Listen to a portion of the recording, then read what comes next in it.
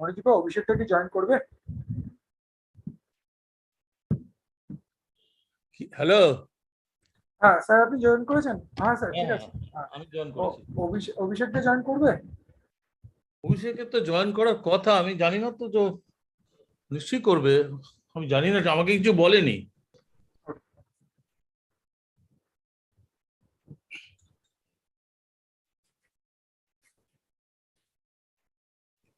Eco হচ্ছে। Eco হচ্ছে? না, ঠিক আছে।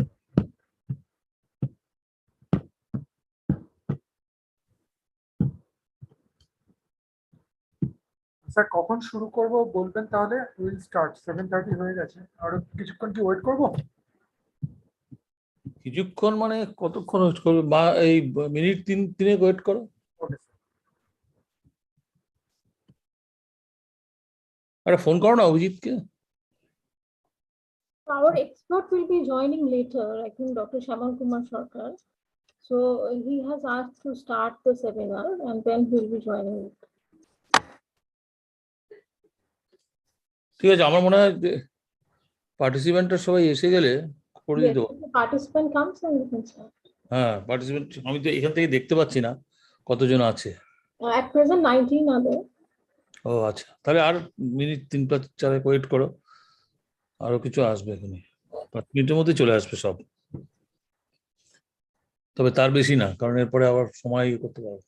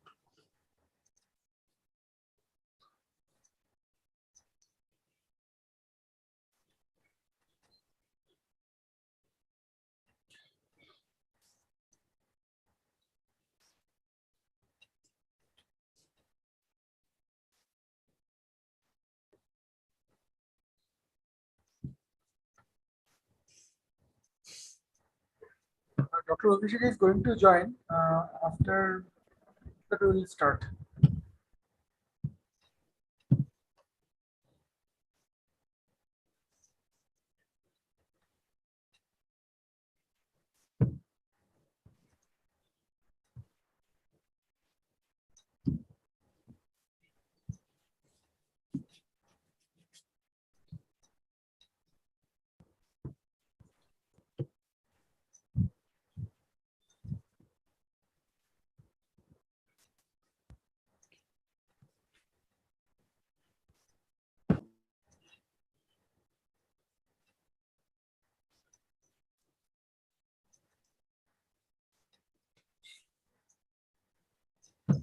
I think we should start.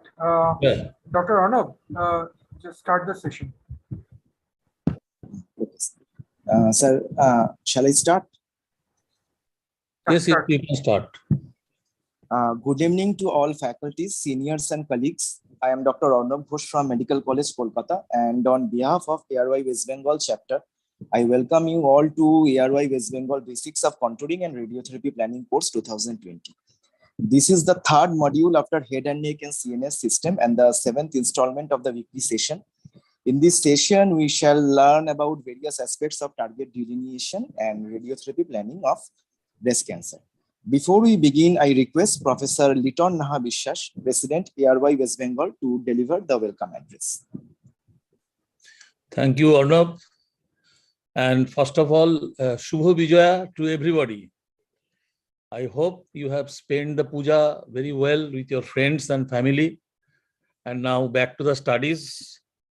And what can be more satisfying than the post-puja contouring session starting with the topic breast cancer, which is one of the most important and most commonly practiced modality in our discipline.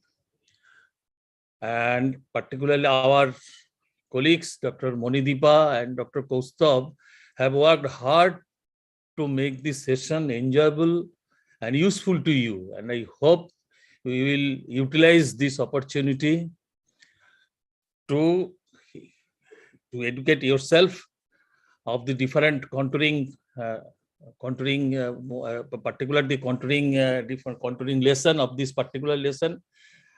And I hope this will also, you will enjoy it very much. Thank you very much. And once again, I would request you to send your feedback, which I have been repeatedly telling in every session, because that would help us to improve this presentation in future.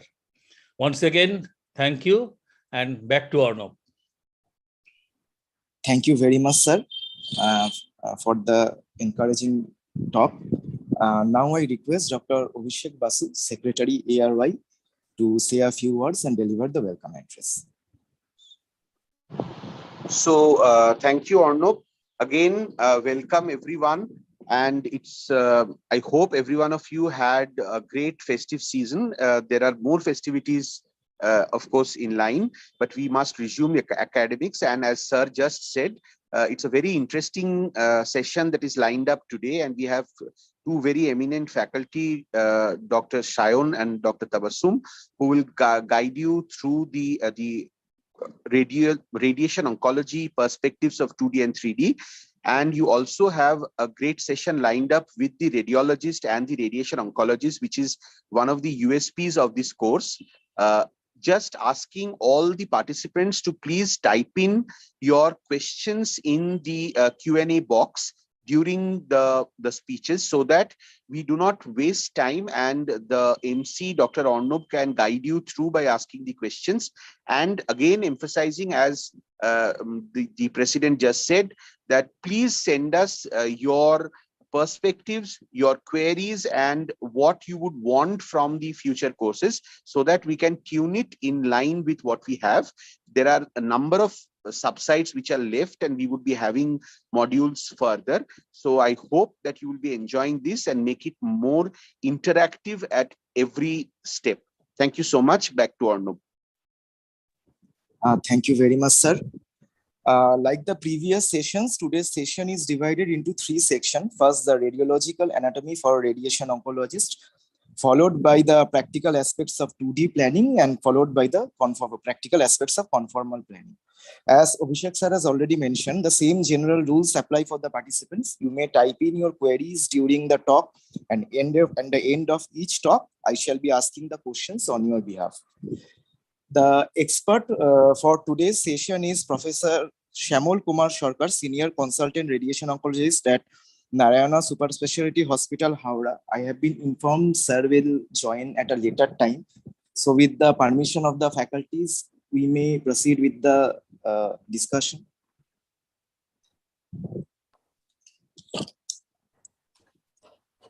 Hello, sir. Yes, so first talk is our radiobiological anatomy for radiation oncologist for breast cancer. And this will be dealt by me, Dr. Monideepa Mondal, consultant radiation oncologist, Narayana Super Specialty, and also by my colleague, Dr. Paulomi Mitra, consultant radiologist in the same hospital. So for contouring of the breast and regional lymph nodal areas, we have different guidelines. The most widely practiced, as we know, is the Rtog guideline. This was based on the bony and the muscular landmarks. And we also know that after giving margin to this Rtog contouring volumes, the treatment areas tend to be larger than what is predicted by the other guidelines. The next guideline given is by the Astro. And so the Astro guidelines will be based mainly on the vascular structure around which the node lies. So we are not going to discuss here in details about the guidelines, which are self-elaborative and explanatory by themselves, but also we are going to discuss here how to identify the normal anatomical structures that are needed for contouring on a planning CT scan. So we will start with the regional lymph node. I will ask Dr. Poulomi Mitro to share the screen and show us certain anatomical structure. Over to Poulomi, madam. Please share the screen so that we can see it. Madam, are you there? Yes. Good evening, everyone. Yes, so we are seeing one contrast enhanced CT image of thorax. It's not visible. Please share the screen. There is one option called share screen. Okay, Just okay. click it. Just 1 minute.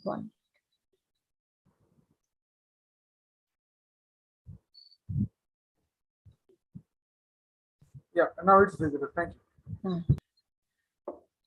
So we are seeing one contrast enhanced CT image of thorax. So, madam, shall I scroll through it? Yeah, we'll start with first the regional lymph nodal areas, and axilla being the residents find it difficult to contour. So the axillary lymph node region is divided by the pectoralis minor muscle. And can you, ma'am, show the pectoralis minor muscle and its insertion and trace it? So this is the pectoralis minor muscle. The anterior one, the big muscle, is the pectoralis major. And just immediately deep to this pectoralis major, the smaller muscle is pectoralis minor. And it gets inserted into this. This is the coracoid process of scapula. Here it gets inserted in the undersurface of. Yes, so axillary pectoralis minor insertion into the coracoid process actually forms the cranial border of the level 3 group of the axillary lymph node. So there it is, as ma'am has shown. And then we need to know about the axillary vessels also. And the point where it crosses the pectoralis minor muscle. Ma'am, can you show and trace the axillary vessels and where it crosses the pectoralis minor muscle? Yeah. So these are the axillary vessels, just crossing the pectoralis minor muscle. And so this is the portion where it crosses the pectoralis minor in the lateral aspect, and it also crosses in the medial aspect of the pectoralis minor. Yes, here. This is the medial aspect, and these are the lateral aspect. Okay, so this is also an important landmark when we are contouring according to the Rtog guideline. Now, crossing of the axillary vessels, the medial edge where it crosses the pectoralis minor, it forms the caudal border of the apical group of the lymph node and also cranial border of the level 2 group of the lymph node. And the lateral edge where it crosses, lateral edge of the pectoralis minor, it forms the cranial border of the level 1 and caudal border of the level 2 group of the lymph node. So, madam, anything which is medial to that of the pectoralis minor is the apical region. So, can you show us the apical region of the lymph nodal area or level 3 axillary lymph nodal area in the CT, medial to the pectoralis minor? So, this is the cranial most end of this pectoralis major minor muscle. So, this is immediately medial to the pectoralis major minor muscle. Okay, so anything medial to that is our apical group of the lymph node. And the level 2 axillary lymph node, it is bounded by mostly the lateral and the medial border is formed by the pectoralis minor muscle, and anything dorsal. The lymph node lies dorsal to it. And there is another group of the lymph node which is known as interpectoral group of the lymph node, which lies in between the pectoralis major and minor. So can you show the region of the axillary interpectoral group of the lymph node in between the pectoralis major and the minor muscle, the plane in between that? So this is the pectoralis major and this is the pectoralis minor. And these are the axillary vessels. So I hope this one. Yeah, anything in between these two, in between the plane in between the major and the minor muscle. That plane which is visible in between the major and the minor muscle, it lies the pectoralis interpectoral group of the lymph node. Yes, ma'am, that is visible there. This is the region, huh? Yeah. Okay. Next, another important muscle we need to learn about is the latissimus dorsi muscle. Latissimus dorsi muscle also forms the lateral border of the level 1 group of the lymph node. Ma'am, can you show us the latissimus dorsi and along with that its subscapularis muscle? And trace it. Latissimus dorsi and subscapularis. Yeah, so this is latissimus dorsi muscle. Yeah, and down caudally, can you show us?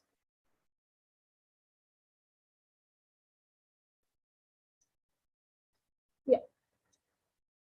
So it forms actually the lateral border of the level 1 group of the axillary group of lymph node. Also, when we are contouring the breast or chest wall according to the Rtog guidelines, then the lateral border is up to till latissimus dorsi. Okay, next is we know that the Astro guidelines are based mostly around the vessels. Means we need to identify certain important vessels, and these guidelines are given as the lymph node lies around the vessel. So margin around the vessel has to be applied to follow these guidelines. So can you show us an important vessel, which is the subclavian vessel, both the subclavian artery and the subclavian vein, so that we are able to contour where from it arises? Yes. This subclavian vessel, this axillary vessel actually, after crossing this first rib, it becomes subclavian vessels. Okay. So this is the first rib, and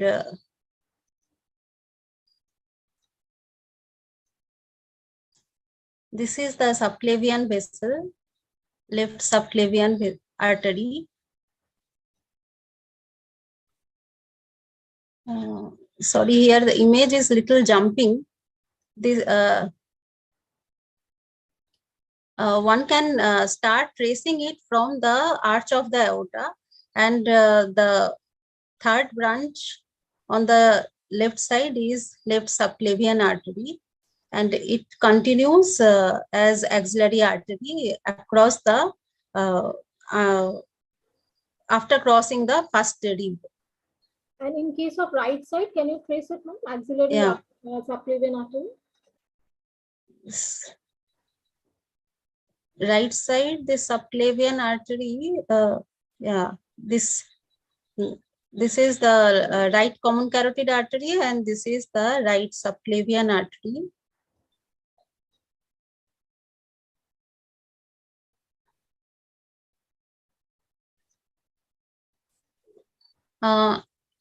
And it should go like this, but due to this contrast artifact, it's not seen properly, but it can be traced. Okay. So can you show us the cranial extent of the artery?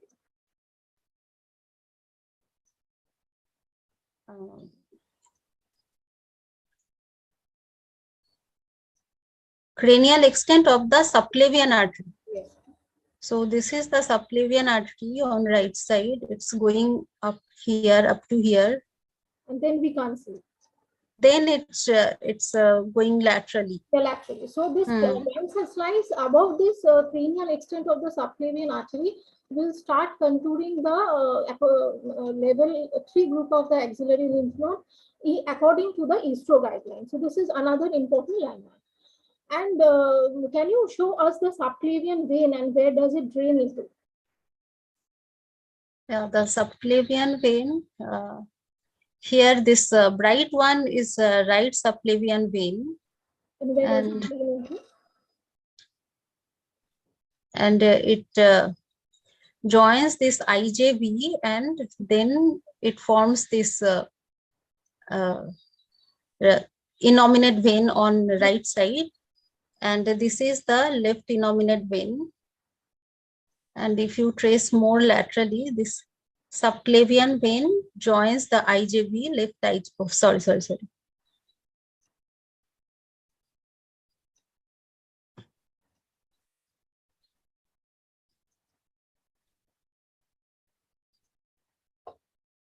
So the 5 millimeter caudal to this subclavian vein, it forms the caudal boundary of the apical group of the lymph node according to the Astro Guideline. So this is another important thing to remember, the subclavian vein, and also its junction with the internal jugular vein.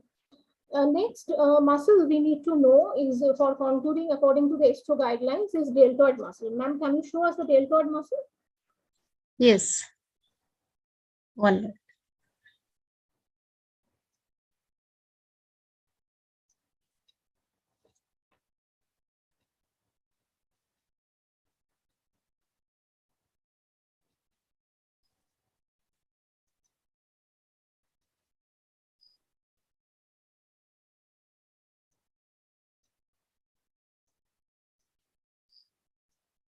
This is the deltoid muscle. Okay. Dr. Monideepa, actually this image was taken when the hands were on the sides of the head. Yes. This is not the normal anatomical position. So I wanted to know when you plan this simulation, do you plan it like this or in some other way? We plan it the hands above the head only. Above the head always. Okay, okay. Okay. Next important lymph nodal region is the internal mammary region. So we need to identify the internal mammary artery, internal mammary vessel as such, and where from it originates. And I will ask ma'am to show the internal mammary or internal thoracic artery, and ma'am can trace the artery. And it is mostly yes. intercostal 3 for intercostal. So, ma'am, can you show the vessel? Yes. Here are two vessels just immediately lateral to the sternum. The medial one is the internal mammary vein and the lateral one is the artery. And they arise cranially from the subclavian artery. Here, I guess it will be difficult to show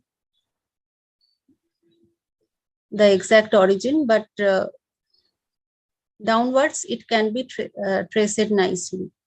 Okay. Yes, so superior aspect of the first, actually it starts from the first intercostal space, and according to the Astro Guideline, it will be communicating with the supraclavicular lymph node. So the cranial border will be the caudal border of the supraclavicular lymph node according to the Astro Guidelines.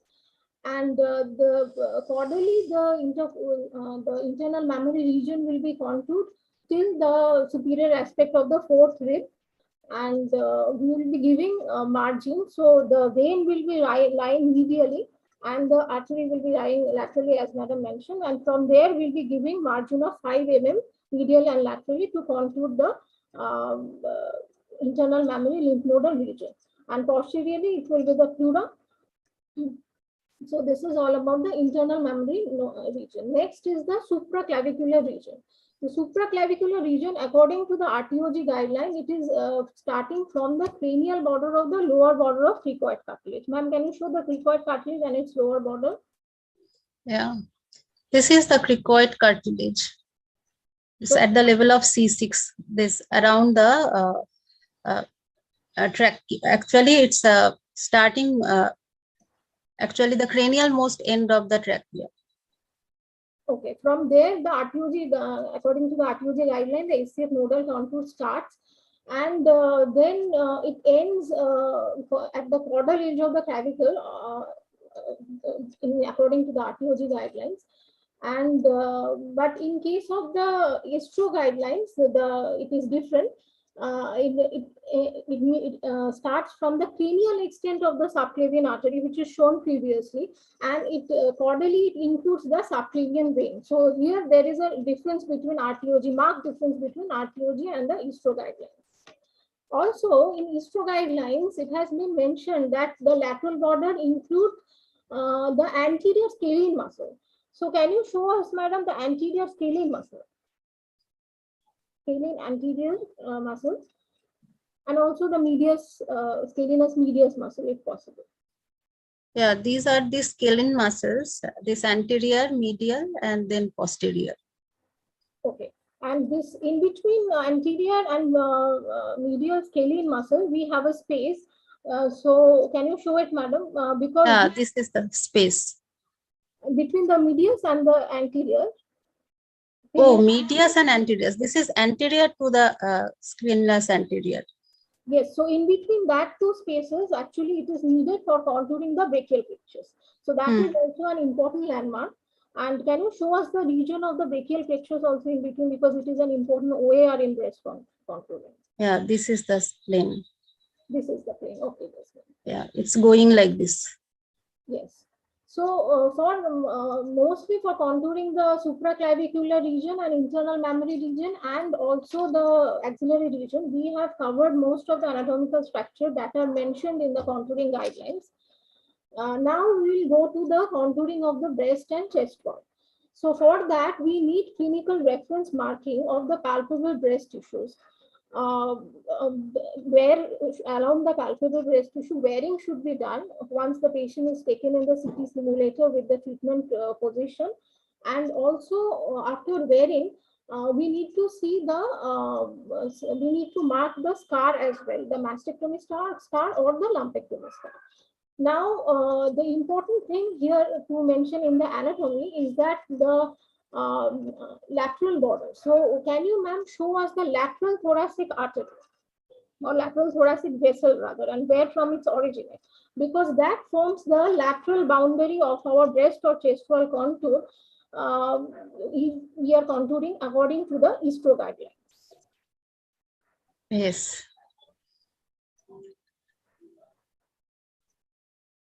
So this lateral thoracic artery arises from the subclavian axillary artery, and then it goes straight down somewhere like this, and then it goes down straight along this serratus anterior muscle. Okay.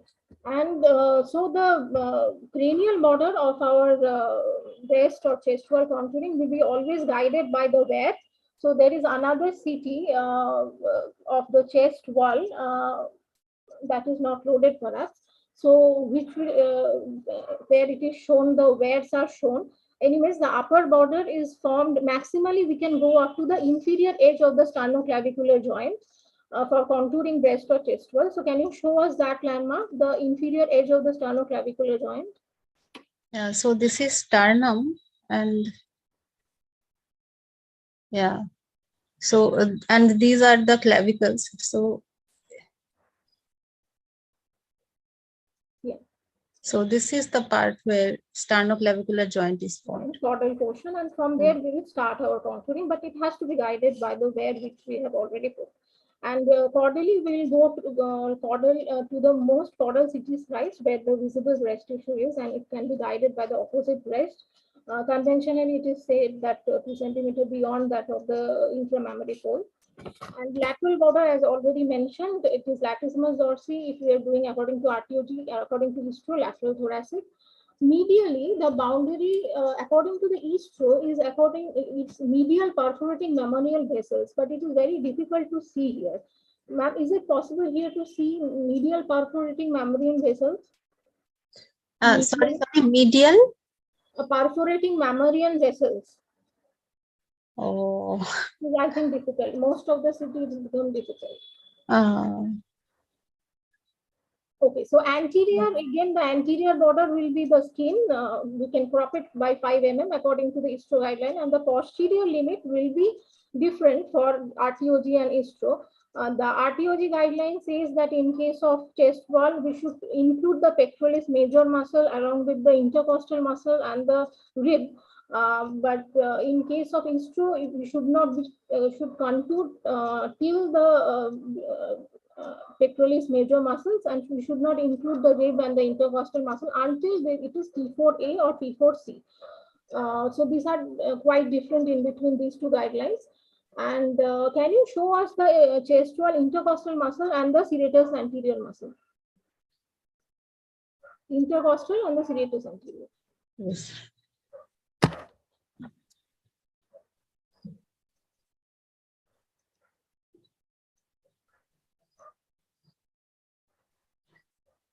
So this is the serratus anterior muscle.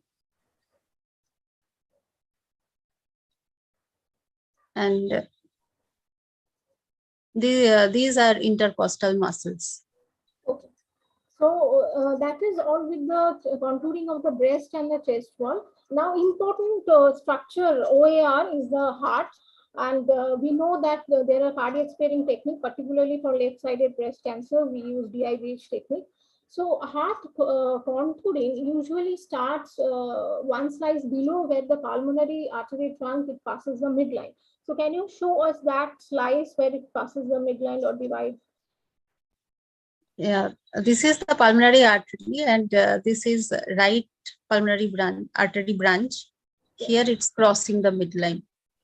And one slice below will start the contouring. Also important structure. This is the bifurcation. This is the bifurcation. Okay. And also important structure is the left anterior descending coronary artery, and we should contour it. Particularly, we want to see the maximum max dose to the LED, which is an important in case of if we are using cardiac sparing technique. And always for left-sided breast, we should contour and see the dose to it. So, ma'am, can you show us the left anterior descending coronary artery in the interventricular groove? Where from it originates? So it originates from this left coronary cusp and then goes into this interventricular groove. It runs in the epicardium, so we can see it as a dot within the fat.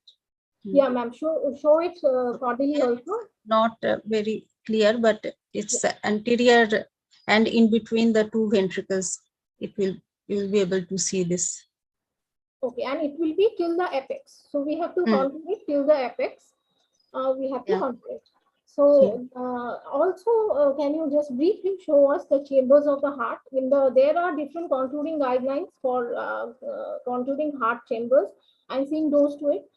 University of Michigan guideline is there, and also Duane-et-al guideline has been published. So just, ma'am, briefly show us the chambers of the heart. Sorry, I couldn't hear you properly. Chambers of the heart, different chambers. Like Okay. So this is liver, and just above the liver, this IVC drains into this right atrium. Then this left atrium is to the left and posterior to the right atrium. And we can identify it by these pulmonary veins. The four pulmonary veins will drain into it. And then this left atrium opens into this left ventricle, and this right atrium opens into this right ventricle. And two major arteries from left ventricle, this is the aorta, and pulmonary artery is anterior to the aorta. So this is the relation. Okay. So mostly the structures which are needed and mentioned in the contouring guidelines, we have covered it. There may be some minor things remaining. You can ask it in our chat box. I will request madam to just show us few images of mammography, because that is also. Sorry, your voice is breaking. Yes. So am I audible hello? now? Yes. Yeah, so most of the structures which in the contouring guidelines it is mentioned, it is almost covered, and so I will request you to just show us few mammography images of the breast, proven breast cancer, and also the mammography features. And with that, we'll conclude this radiological anatomy session.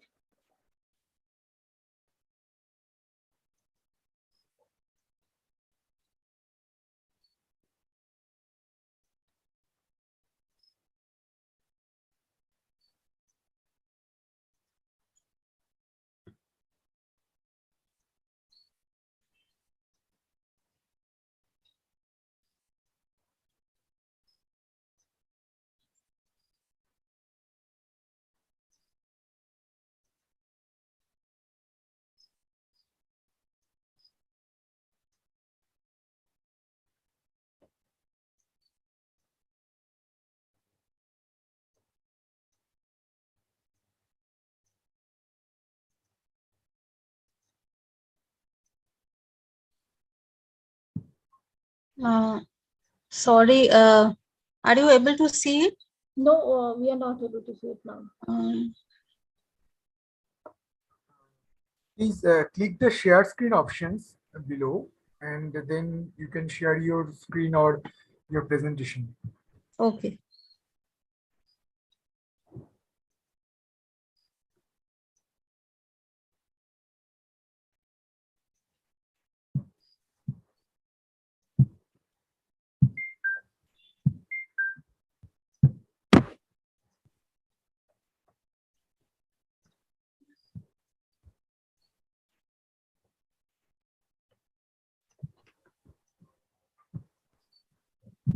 Yeah, it's visible now in the full screen mode, please.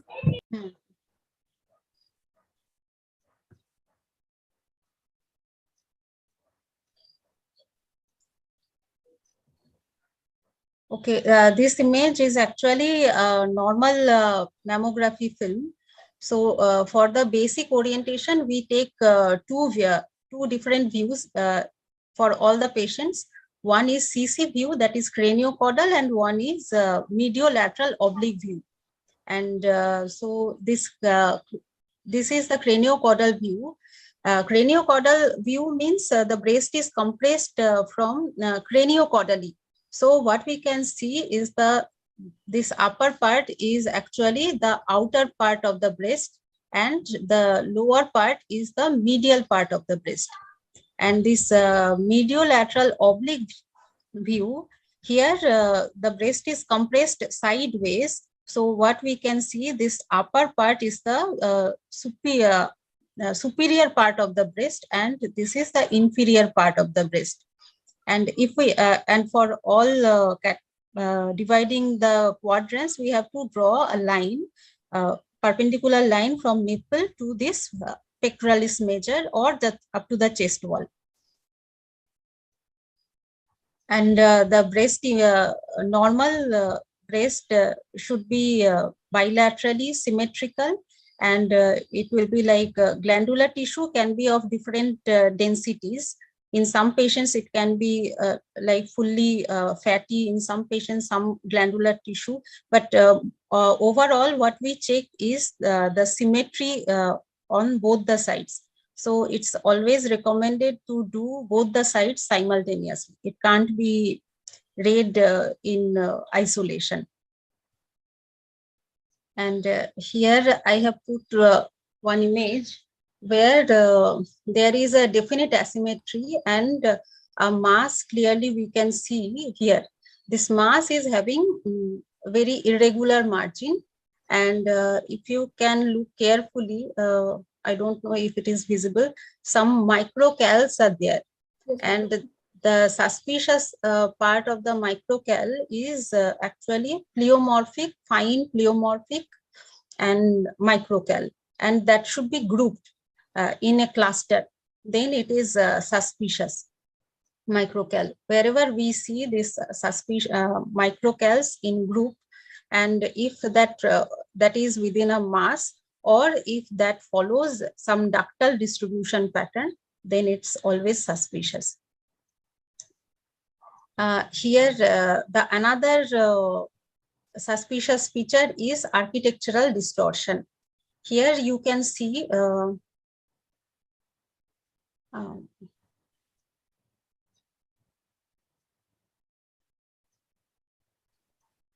this region, we can see some architectural distortion, like the small increased densities with speculations around. Here, the speculations are seen very well, and actually there are some microcalcs also. So this is the suspicious area in this image. Here we can see another coarse heterogeneous calcification. This coarse heterogeneous calcification is also mildly suspicious calcification, which has a propensity of being malignant by 13%. So in case of like in this patient, this is a definite malignant lesion. So this lesion also needs further investigation.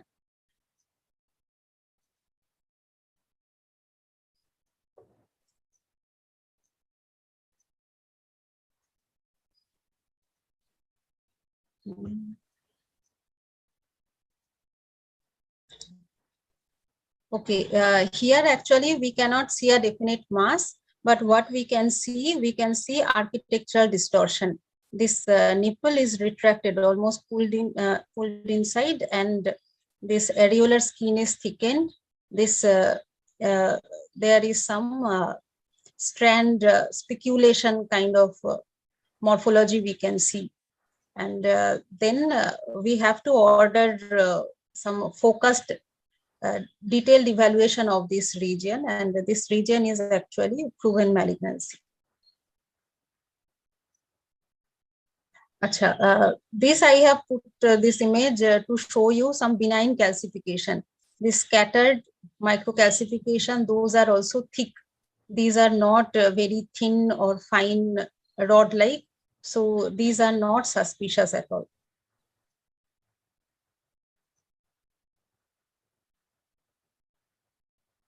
That's all. Thank you very much, ma'am. So, can we go to Dr. Arnold? Thank you very much, Poulomi ma'am and Monideepa ma'am, for the lucid discussion of the radiological anatomy.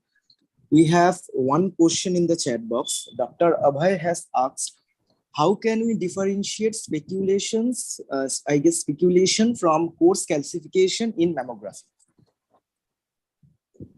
No, speculation is it is a character of the mass. It is the type of margin the mass is having. So and calcification is how is the matrix, like calcification is something different. Calcification we will be able to see it like very dense tiny dots. Actually, here it's difficult to show image in this PowerPoint. For mammography, we need very high quality workstation. And there you can clearly see very dense like if I show you this. Madam, you have to share your screen again. Yes. Sorry.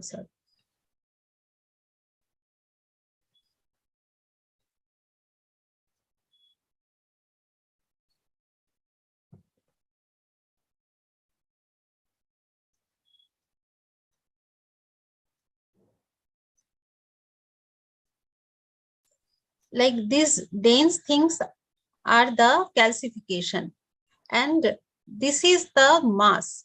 This mass can have some speculation in its margin.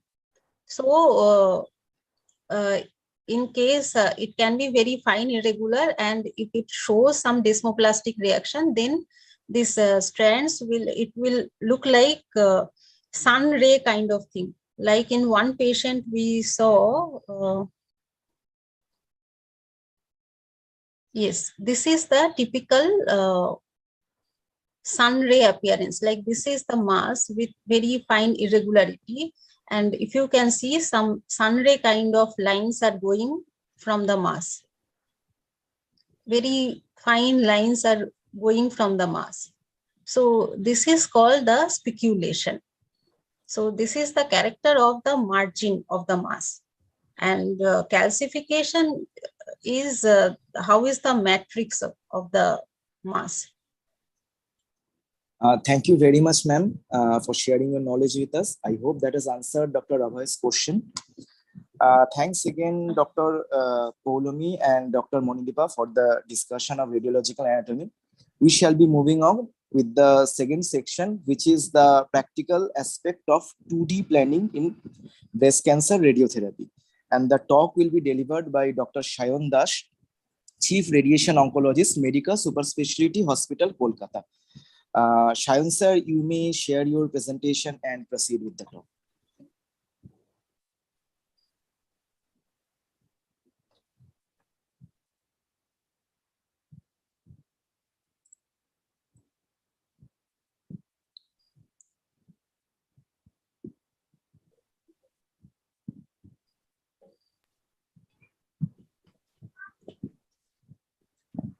Sharon, can you hear us?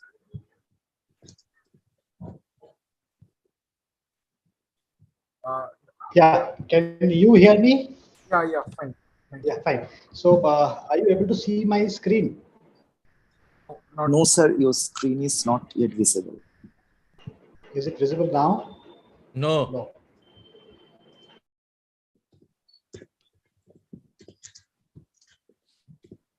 Now? Is it visible now? No, no. No, sir. You go to the option, share screen. Share Dr. screen. Polomi, could you please just click the stop sharing option in your screen? Okay.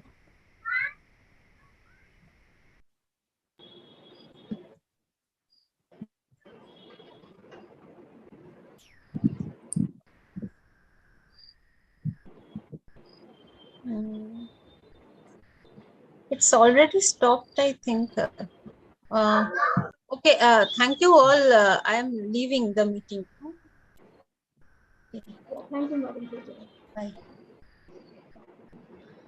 Hi. Is it visible now, or is it not yet visible? No, not yet. Because I'm sharing the screen. Okay, I'm sharing the entire screen. Is it visible now? No. Kostov, you can help me. He can send the presentation by mail. Recording access. Just a minute, sir. Accessibility. Screen recording. Screen recording. Okay, yes. And just click the share screen option. I mean, it is. Yeah, that's what I'm doing, but it is still not allowing me. Do you have a MacBook? What is your laptop? Yeah, it's a MacBook. Oh, that's the problem. In MacBook, such things occur. So, Sir, I'm trying. Gustav, I think. Sharon, send your presentation. Send your presentation. MacBook. The same thing happened earlier also. Okay, fine. I'll just send it to you. But okay, then it will be. Yeah, same thing happened with Dr. Devnarayan.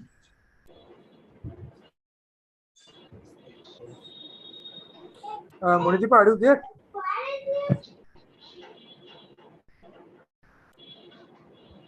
I'm there. Sharon, please send the presentation to Monidipa once. Monidipa, please. Meantime, can we start because we are running out of time?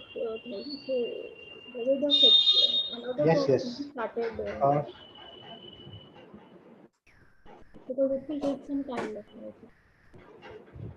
I can send in a minute. Okay. Yeah.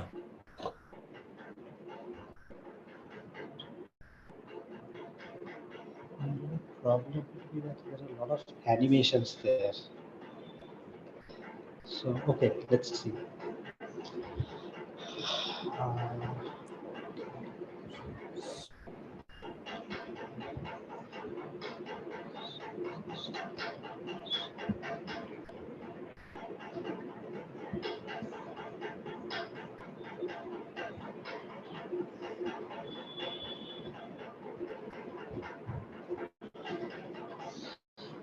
So meanwhile, let me just start. So Shubha Vijaya to you all. Thank you, AROI West Bengal, for inviting me for this discussion on 2D radiotherapy in carcinoma breast.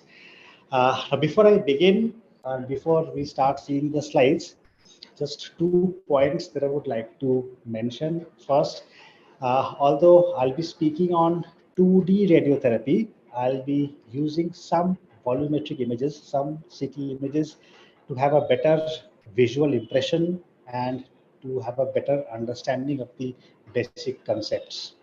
The other point is that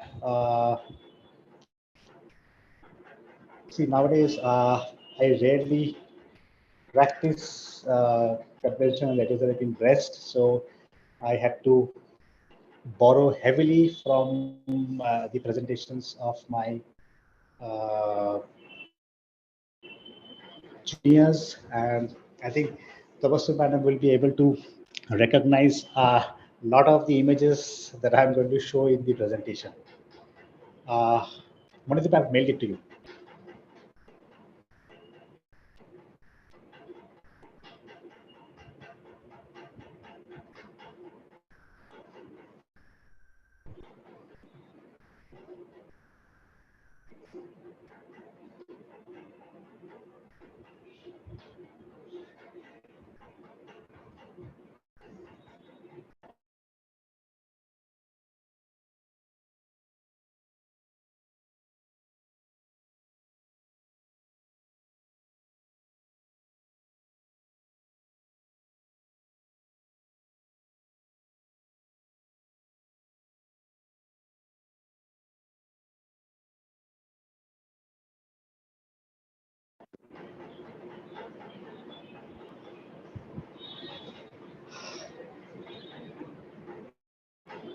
Am I audible now? You are audible. You are audible now. Okay, fine. So, Monidipa is full screen sharing. Yeah. Okay. So,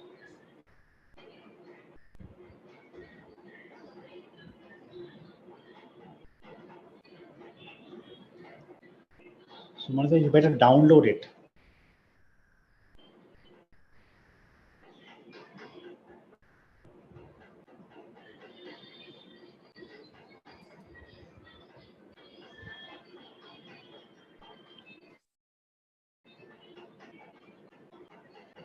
So, meanwhile, we can just discuss. Okay.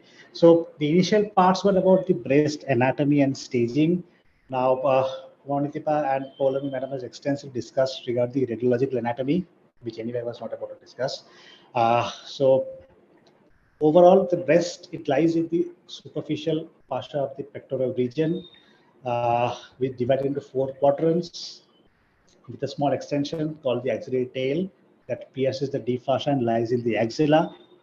So beyond the glandular tissue lies the retromammary space, which you'll be seeing soon, beyond which lies the pectoralis muscles. Just a point to note is that beyond that lies the chest wall. So chest wall per se includes the ribs, the intercostal muscles, the serratus anterior, but not the pectoral muscles. The extent of the breast, which is again very important for your conventional planning. So superiorly from the 2nd to the 6th rib, horizontally it medially from the lateral edge of the sternum to laterally till the mid-axillary line.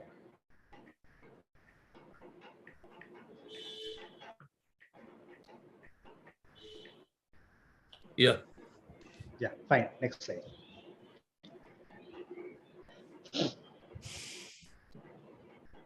So this is what I was discussing just now. I think I've already mentioned the extent of the breast, the basic the anatomy of the breast. Next slide. Few words on the lymphatic drainage. So most commonly drained into the axillary group of nodes, which anatomically divided into the anterior, posterior, lateral, central, and the apical group. The other way of dividing it is based on the location of the pectoralis minor muscle. So all the nodal regions lateral to the pectoralis muscle falls under the level 1 nodes, which includes the anterior, posterior, and the lateral group. The central group lies below the pectoralis minor, which is level 2, and medial to it lies the apical group, the level 3. In addition, from the inner quadrants, it drains into the internal mammary nodes, and beyond the apical group, it drains into the supraclavicular nodes. Next slide. Again, I won't go into the details of staging. You must know them by heart. The T8M staging, the T1, T2, T3 based on the sizes. Beyond that, it's based on involvement of chest wall, skin, or both of them, or inflammatory carcinoma. Similarly, the nodal classifications based on axillary node, internal mammary, or supraclavian nodes. Next slide. this is more commonly used. The working classification, we divide either early breast cancer, LABC or locally advanced, or MBC or metastatic breast cancer. So early would include a T1, T2, N0 or mobile N1 without metastasis. Anything more than that, but not M1 would be LABC, and any presence of mets makes it an MBC. Next slide. So what are the indications of radiotherapy? All post-BCS patients should receive radiotherapy. Nowadays, there are a few studies that have shown that in a very small subgroup, so very elderly, strongly ERPR positive tumors, very small lesions, you may avoid. But other than that, as a rule, all post-BCS patients should receive radiotherapy. After mastectomy, we offer radiotherapy in a select group of patients, which includes T3, T4 patients, one or more positive axillary lymph nodes. Cut margin positive is a very rare scenario post-MRM. Some people do follow the Cambridge post-mastectomy index score of 3 or more. Next slide. Now, what are the steps of radiotherapy planning? Again, this is something you must be knowing very well, what you do in your everyday clinics. So it starts from pre-planning, which you do in your OPDs, followed by positioning the patient, immobilization, relocalize, select your fields, calculate the doses, assess the plans, approve it. Once you have an approved plan, you have to do a plan implementation and verify, and then you deliver treatment. Next slide. So what comprises in the pre-planning portion is we explain what you want to do to the patient, check the status of the post-op wound, whether you need to aspirate the seroma, because the seromas can lead to alteration in your contours. So be very careful about the seromas. Check for local recurrence in case there is a delay. Document the last date of chemotherapy. Document cost message in post-BCS patients.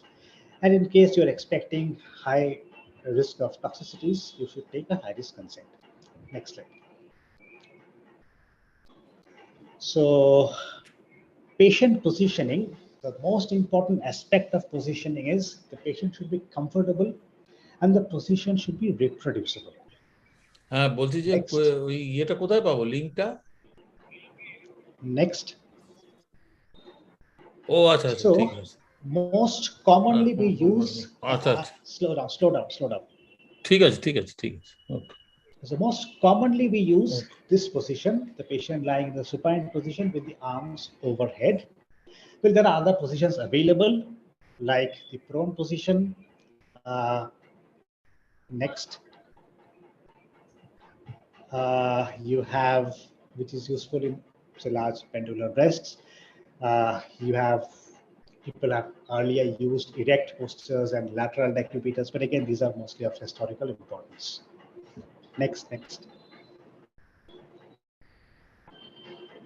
Okay, next.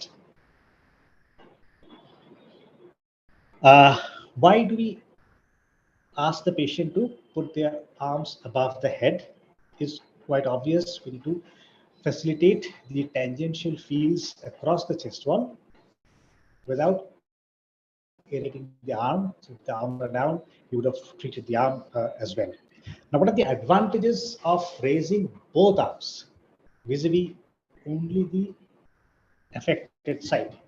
Is the patient is more comfortable as she can clasp both her hands together, and it's more reproducible and more symmetric, and you have a lesser risk of having a rotation. How do you decide how much to elevate? Again, the most important thing, the patient should be comfortable.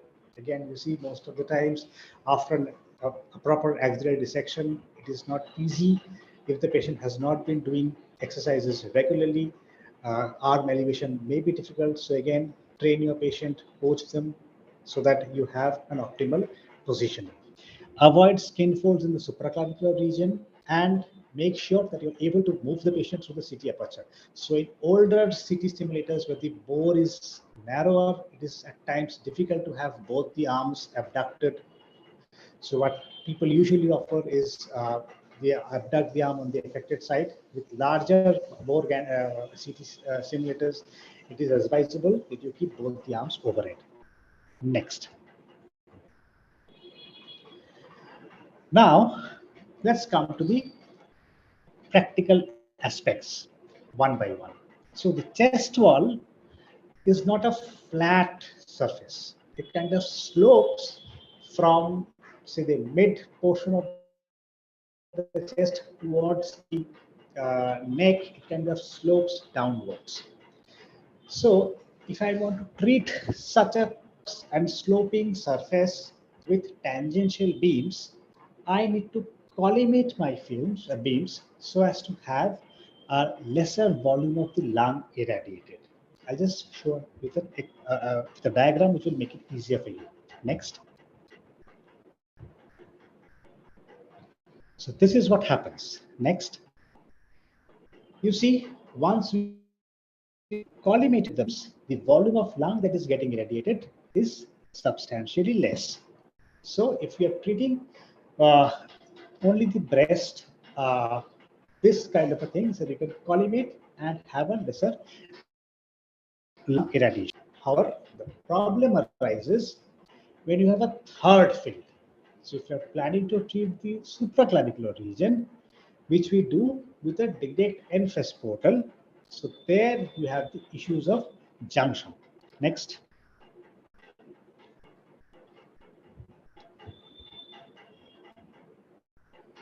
So that's what I said.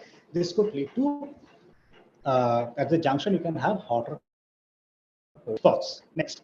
So again, we'll have another picture. So this is what I was talking. So once you collimate the fields and you have a direct NFES portal at the junction, if you have too wide a gap, you can have cold spots. If there is overlap, you can have hot spots.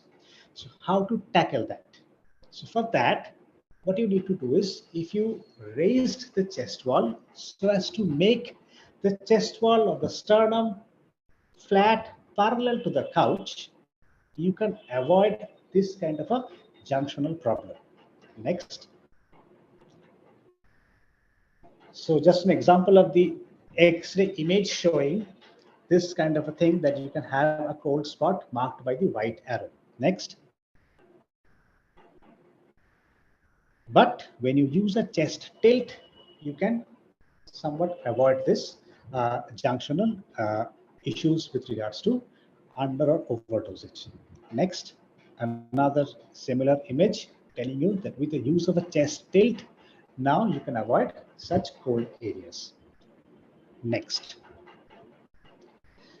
So for patient positioning, in cobalt machines, we often use such a wedge which is made up of thermocol to make the chest or the sternum flat parallel to the couch. But a much better option is, next, what is called a breast board or a breast tilt board. So how it helps is that, next. So a breast tilt board, as you can see, it has armrests, it has wrist rest, or if there is these bars there which you can hold. There's a headrest available as well. The inclination you can change and choose. It ranges from 10 to 20 degrees depending on the bore size. And you have a wedge at the bottom which prevents the patient from sliding down. Now, what are the advantages of a breast board? Again, it's very comfortable for the patient, brings the arms out of the tangential beams, the sternum gets horizontal, and it pulls the breast down into a better position by the pull of gravity. Again, useful in patients with a large pendulous breast. However, you have the risk of having increased reactions in the inframammary folds, and again, this is somewhat large in size, so not suitable in centers having a narrow bore CT. Next. Why is immobilization important? Is because, just look at this picture, the dark lines are what was your planning image, whereas the dotted one is on the day of treatment. So even a 5-degree rotation you see can lead to either missing your target or you end up treating a larger volume of the lung. So more OER doses or missing your target. So unless you are very careful, you can have these problems. Also, similar rotations can give you the issues that can rise as if the couch has been rotated. So patient positioning and immobilization are very, very important. Next. So there are various techniques available, various immobilization devices, which includes the back lock, alpha cradle, thermoplastic molds, tapes, pressed cups and rings, and all those things. You choose whatever is available at your center. Next. For large and pendulous breasts, we use various breast supporting devices like thermoplastic shells and adhesive tips and pressed cups and rings. I'll just give one example of how a breast ring helps. Next, what it does is that it brings the breast, the lateral and the inferior portion anteriorly away from the OAS. Next. So now let's come to the technique of radiotherapy. Now, for breast or chest wall radiotherapy, using conventional techniques, we use 2 tangential fields. Next. This is how 2 tangential fields would look like. But there's a problem. As you can see, the beams are divergent. So as the beams diverge, more and more of your lung gets irradiated. How to solve that? Next. So either we tilt the beams. So earlier they were parallel opposed. Now we tilt the beams slightly posteriorly so that the central axis angle is now slightly more than 180 degrees. But what we do is we make the posterior borders of both the beams aligned. Next. So if you see, we have tilted the beams posteriorly, and now the posterior edge is a straight line. So thereby you can stop the problems arising out of the divergence. Next, the other way is doing what is called the half beam block technique. So you block one half of the beam. Remember, the only non-divergent portion of a beam is the central axis. We make use of that while using a half beam block technique. So the central axis of both the beams being non-divergent, we block the posterior half of the beams or the inferior half of the beams. Next, as you can see in this example. So these are the full open fields. Next. So if you see the central axis is a straight line, once we block the lower half, now only being the posterior edge being a straight line, now you irradiate a lot less volume of the lung. Next.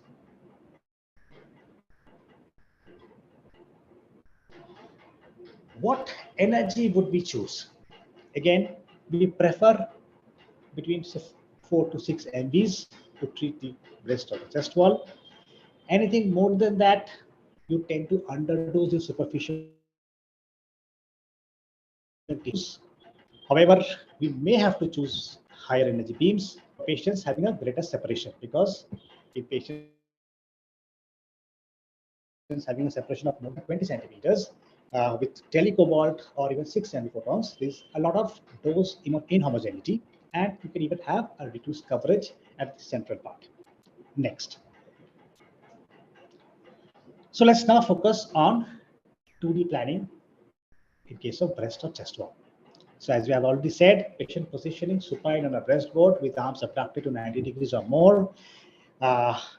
Turn head towards the opposite side if you're treating the SCF. If you're not treating the SCF, the patient can look straight up.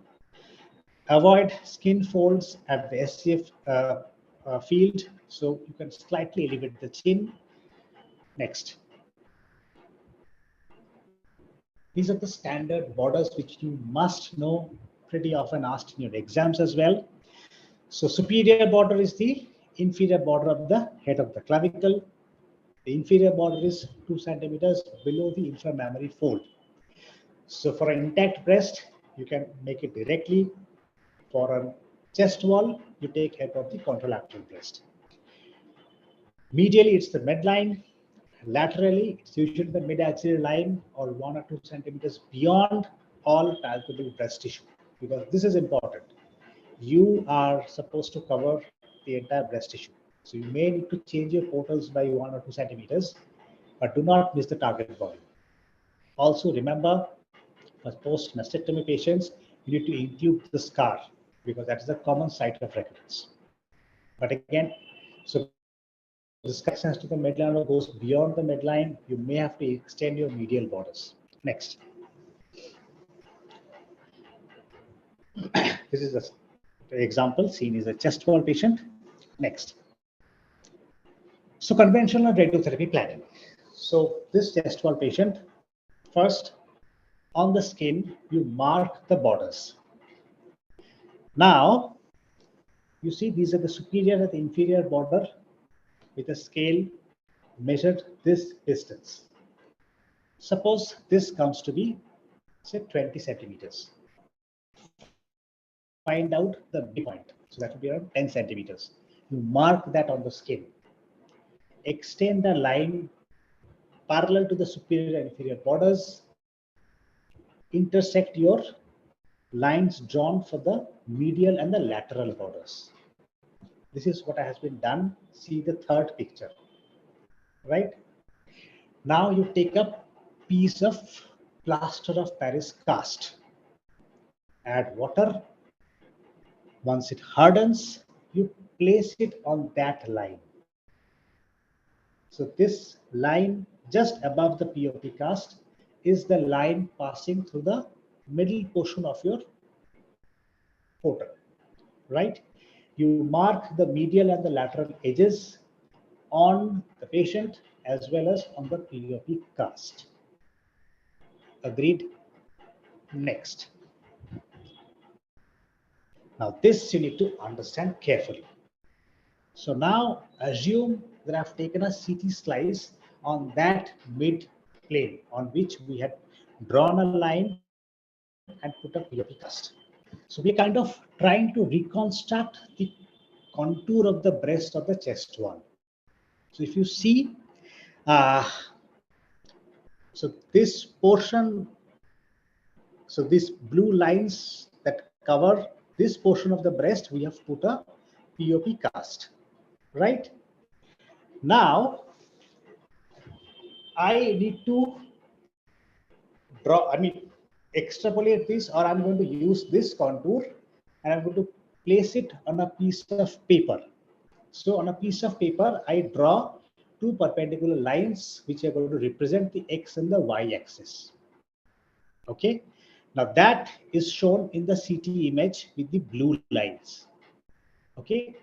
Now I need to know the length of these blue lines. I mark those lengths on the paper on which I have drawn, and then I will take the POP cast and I'll place it on the paper and I'll trace the contour. So by that I have the contour of the breast on a piece of paper. Clear? Next, how do I find out these? So a crude method is using scales. So for the horizontal separation, you use the left-hand side diagram. So you put a scale, so two perpendicularly placed scale, and you find out the distance. Again, you use the scales from the other direction to find out the vertical separation. But this is a very crude way. A better way is using the X-ray simulator. How? Next. So what we do is we align the lasers with the borders that we have drawn. So the vertical laser is aligned with the lateral border that we have drawn. Next, the lateral and the longitudinal lasers are aligned with the medial border and the mid-plane line that we have drawn. So we know that the lasers intersect at the isocenter, right? Next. Next. So now assume this is the body of the patient and we have aligned the lasers. So the junction of these two black straight lines is where the lasers are now intersecting. right?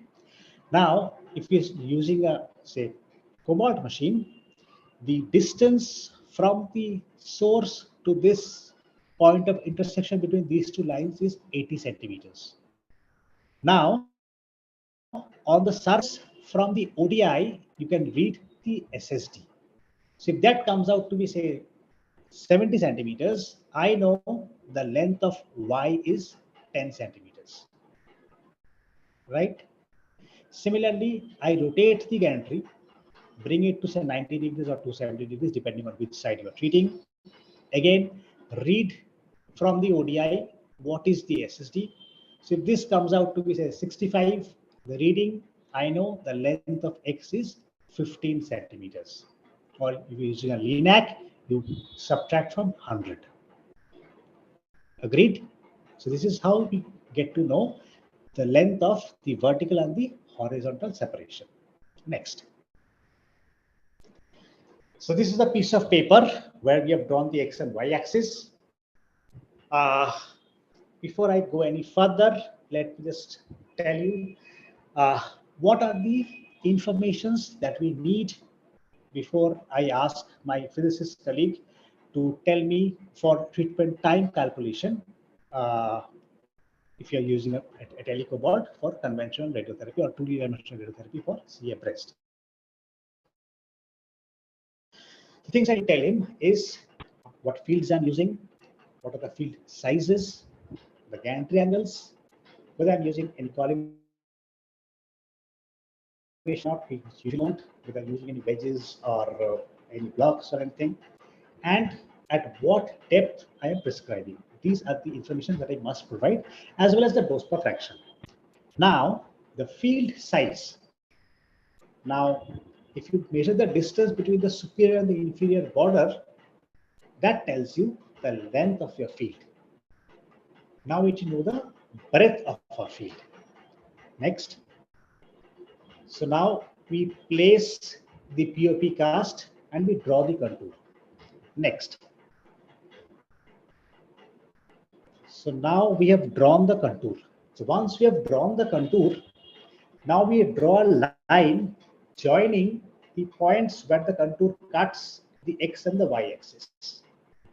This line represents the posterior border of our medial and lateral tangential beams. Now you need to draw a perpendicular line from the midpoint of this line that we have drawn, the posterior border. Take the midpoint of that and draw a line perpendicular to that line. Now, suppose the length of this line where it cuts the contour is say 3 centimeters. Remember, I'm trying to find out this portion is the breadth of our portals. As we are breathing, the chest wall of the breast is supposed to move. So I need to keep a margin for the respiratory excursions, which is around 2 centimeters. So the 3 centimeter was the distance from the posterior border to the edge of the contour. You add 2 centimeters. So the X of my field would be around 5 centimeters. You now know the field size, the X and the Y. Now comes the difficult portion. Next. Okay. Now this is the line that we had drawn from the midpoint of the posterior border to where it cuts the contour. Suppose the length was say 3 centimeters. Now you divide that line into lower 2/3 or inner 2/3 and outer 1/3. See the point marked boldly. That is the junction of the inner 2/3 and outer 1/3 portion. This is where we prescribe.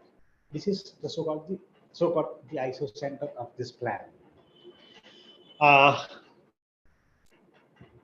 If this is the isocenter or your position where you're going to prescribe, now you need to draw a line parallel to the posterior border passing through this point.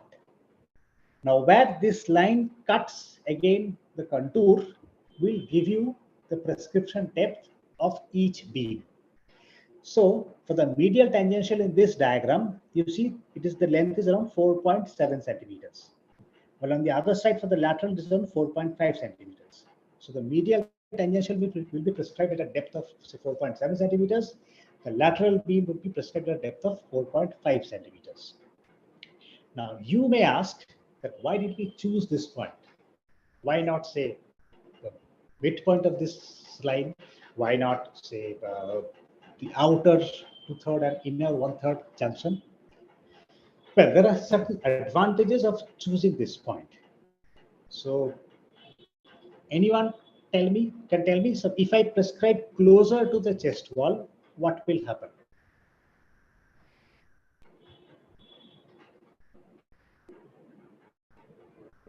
Anybody?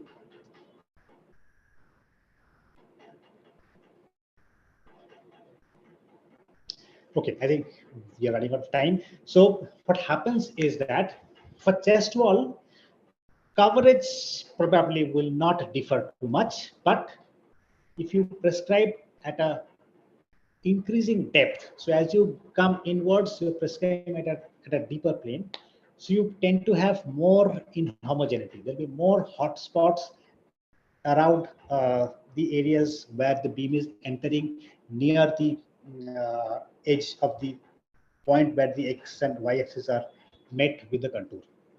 So near the edges, you'll have more hot areas. And the benefit of prescribing at the this upper 1/3 and lower 2/3 junction is that there is slight dip at the central portion where the lung lies. If you prescribe it at a deeper plane, your lung ends up having higher doses. Next. Now, what we have done is we have drawn a line through the point which we have chosen as our isocenter, parallel to the y-axis. And we note where it touches the contour. We measure this distance. Suppose this distance is, I said, 2 centimeters. So now I know where my isocenter is on the skin. I know at what depth from the surface my isocenter lies. So if this distance of this length of this portion is 2 centimeters and I've been using telecobalt, my setup SSD would be 80 minus 2 centimeters. That is 78 centimeters. I hope it is clear. Next. So what we do is, so the point where this line was touching the contour, you again place your POP cast and you mark that area on the POP cast. Next, take this POP cast back, place it on the patient's body surface, match with the lines along which the POP cast was made, and make that mark on the patient's skin using the help of the POP cast. That is the mark on the skin of the patient where your isocenter lies on the skin surface. Isocenter lies somewhere deeper. In this case, 2 centimeters beyond this. But on the skin surface, this is where your isocenter lies, which will help you in your setup. So if you see, say it was 2 centimeters for a LINAC, now you set at 98 centimeters and you know that your isocenter is there 100 centimeters from the target. And now you can treat using an SAD or a TAD technique. Next. I just kept this image for people who haven't been exposed to or haven't used an access simulator. This is how an access simulator looks like. Next. So the other thing remaining was how to determine a gantry angle, for which we need to take help of an access simulator. So you place a lead wire over the lateral border. Remember, the posterior edge was the line that we had drawn where the contour was cutting the X and Y axis. Remember that was the posterior edge of the border. And our posterior borders are aligned for both the tangential beams, right? Now you open the medial tangential field with the gantry at 0 degree.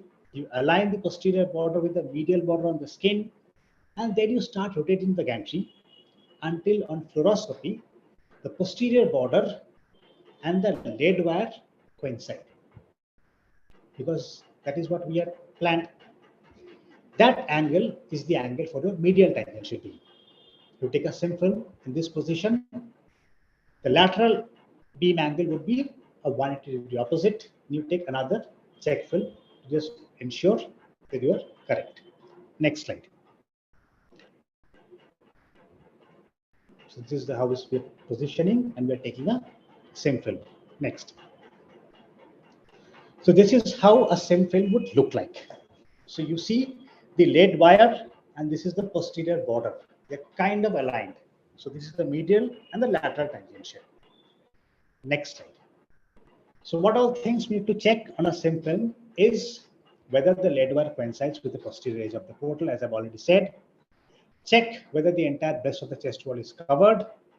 Check whether there is a margin for the respiratory excursions, and also check whether a portion of the lung is included in your field anterior to the posterior beam edge. Next. So what are the beam modification devices that we commonly use? Because as I say, it's a tricky situation, curved surface, using tangential beams, the dose distribution is irregular, and there's varying thickness of the underlying lung. So blocks I've already mentioned previously while using half beam block technique. The other commonly used are breast cone, a wedge filter, and bolus. Next. So breast cone it's a beam modifying as well as a beam directing device. It kind of directs the beam towards the central axis, directs the central axis towards our area of interest. If you see this on the left-hand diagram, what is breast cone? It's kind of a device that is used for blocking half of the beam. If you can see, the white portion touching the table, that is the lead block, the 5 HVL thickness lead block, which is blocking 1/2 of the beam. Just above that is the open area of the beam. And you see there's this perspex sheet attached at the other end. This is a very useful device in telecobalt because the perspex sheet is placed at 80 centimeters from the source position.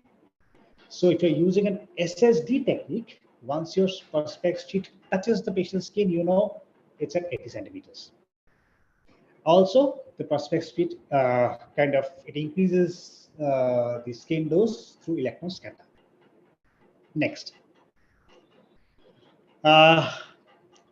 Dose uniformity can be improved by using wedge filters, because we know that the wedge, what it does is it kind of tilts the isostosis towards the thinner end of the wedge.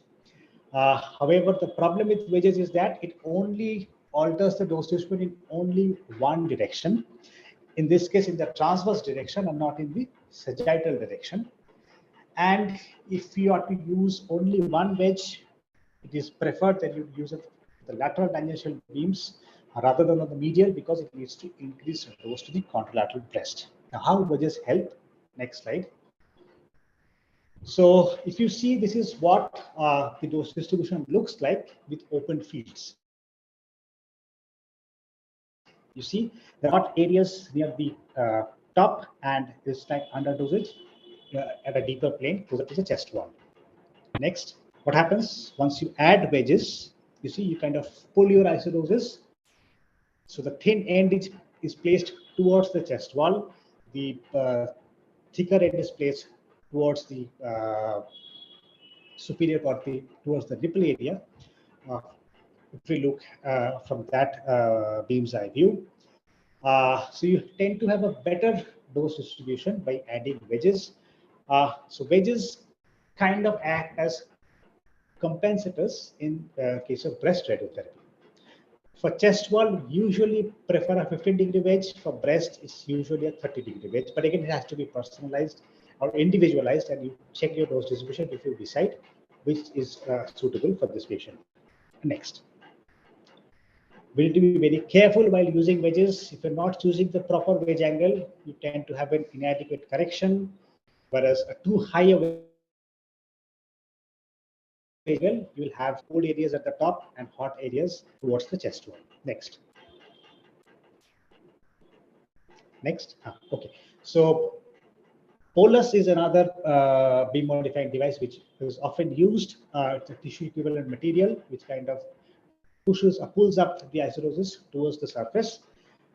In post-mastectomy patients, skin over the chest wall is a common site of recurrence, and bolus would lead to increased dose to the skin and post-mastectomy scar site. In patients undergoing MRM without a baseline skin involvement, what I usually do is I use bolus in the first half of the entire treatment course. So if I'm planning for 50 gray and 25 fractions, I would use bolus for the first 12 fractions. For a 14, 15, I would use bolus for the first 7 fractions. Some people use it on alternate days, kind of the same thing. For patients with a baseline skin involvement, use bolus on all fractions. However, for hold-based radiotherapy, we usually avoid because the skin is not at risk for say, T1, T2 lesions, and addition of bolus leads to impaired postmasis. Next. Shayan. Yes, sir. Would you be fast because we have Dr. So Tabassum waiting? Yes, sir. So what I'm thinking is I would stop at breast and chest, and I would cover the regional nodal in the next session. Next session, yeah, that would be fine. Yeah. Perfect. Okay. Perfect. Okay. Okay. So just a few words about dose to the OARs. Several parameters are available. Commonly used is the CLD, which kind of tells you what percentage of the lung is getting irradiated. These figures are given in Perez, if you can read. So with more CLD, there's a higher risk of radiation-induced pneumonitis. Maximum heart distance, another parameter that is often covered. Next slide, I'll just show an example of how maximum heart distance is covered. So the maximum portion of the heart that is getting irradiated, so the distance perpendicular from the posterior edge of your beam. Next slide. So planned implementation and setup verification. So next. So you ask the patient to lie down, match your medial and lateral tattoos with the lasers. Next, move the couch to your position of the isocenter, set at the specified depth, which we had already determined from the diagrams drawn on the paper. Rotate the gantry to the position of the medial tangent. Next, check the fall off of the breast on the beam stopper, as you can see. Next. Mark the upper and the lower corners of the medial tangent beam, and you repeat the same for the lateral tangent. Next. Only thing remaining is the verification using EPID. So offline and online verifications, you compare the EPID images with the DRRs. You take the tangential beam angle views and monitor the following parameters like central lung distance. Next. Central flash distance, inferior central margin, and maximum heart distance. Next, just a diagrammatic next representation of what actually is measured. So central lung distance, central flash distance, and the inferior central inferior distance margin. Next, just this is the last slide of the disadvantages with 2D planning is that you check your doses only on one slice, that is the midplane. You have no clue about what is happening on the other portions of the breast. Again, you can't determine dose of the OARs properly. And if you're kind of shielding them, you don't know whether your target volume is getting covered with the block. So there's an area of uncertainty. Next, I just want pictorial diagrammation. So you approve your plans looking at the dose distribution in the mean slice, but something else is happening in the other slices. I would leave the rest for our next session, the regional nodal irradiation. Again, kind of a vast topic. Over to the Dr. Arnob. Thank you very much, Shayan sir, for the wonderful discussion and sharing your knowledge with us. We have one question. Dr. Ashwini has asked, to what extent a scar has to be included If Dr. it is Arnab, extending, Dr. Arnab, I think we should. We straight proceed to Dr. Tabasum's lecture Yes. now. okay. Okay, sir. The next section is the practical aspect of conformal radiotherapy planning in breast cancer. And the talk will be delivered by Dr. Tabasum Wadasadawala, Professor of Radiation Oncology at Tata Memorial Center, Mumbai. I request ma'am to kindly share her presentation and proceed with that one.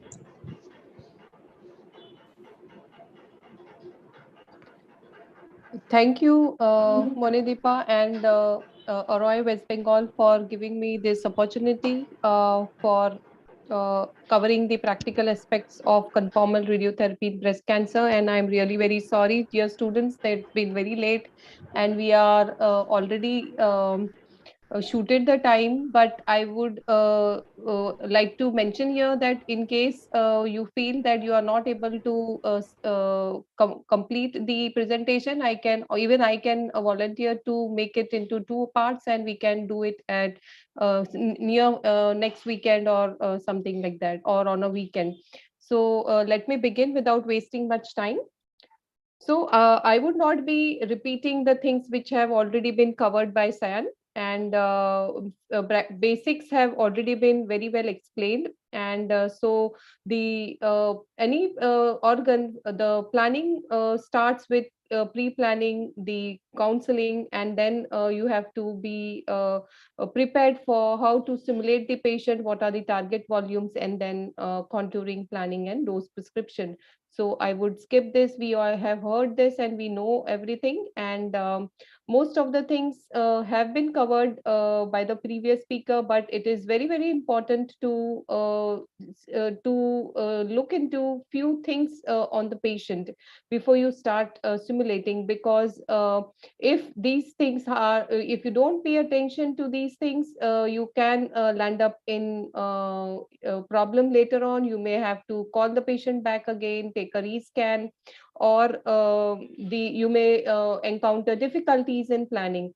So it is very important to look at the status of the wound, the seroma, the arm movements, because it is very common for patients who have been recently operated and you are giving a radiotherapy straight after surgery, that the patients would not be able to abduct the arm. And also several times you may have a dog ear, which is a fold at the medial or the lateral end of the mastectomy scar, or a skin fold created by an accessory breast, or the patient is having a short neck and you anticipate folds in the neck. So this is a typical scenario which can happen if the a large amount of seroma, so in our department, it's very routine to drain seroma at the simulator. We take the patient in the side room and residents do aspirate seroma, because it saves time rather than sending the patient to the surgical side. And this is what was the dog ear which I was trying to explain. And as you can see, the scar is very is a typical mastectomy scar, horizontally placed, and these are the drain sites. So you should know in which cases these drain sites need to be covered. Somebody asked the question also in the Q&A section. So if only in cases of sarcomas would you would be chasing the drain sites. And typically in those cases, the surgeon knows that the domain, the extent of the radiation portal. So if it would be a sarcoma, at least the surgeons at our institute, they would place your drains very close to the mastectomy scar, so so that you don't end up irradiating too much of lung or heart for this particular case, which is a left-sided case. And very often, if the patient is at very high risk of recurrence, even during treatment, progressions are not very uncommon, especially in setups like a busy setup like ours. So it is very important to examine the patient and see that you are good to go, everything is fine, wound is healed. So coming straight to the simulation, the advantages and disadvantages have already been explained.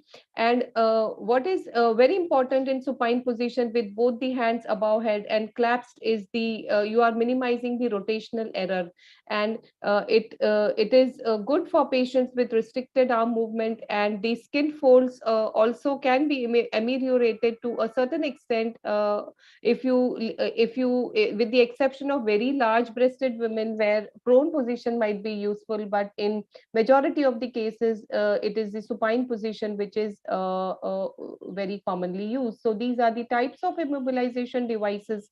So this was the MedTech breast board, this is the Vaclock immobilization, and this is the all-in-one board which is which we are started using it recently, and this is the Pro breast board. One thing which I would like to mention here is about the thermoplastic mold. Generally, we avoid, I mean, in my 15 years of practice, I haven't used a thermoplastic mold in any patient.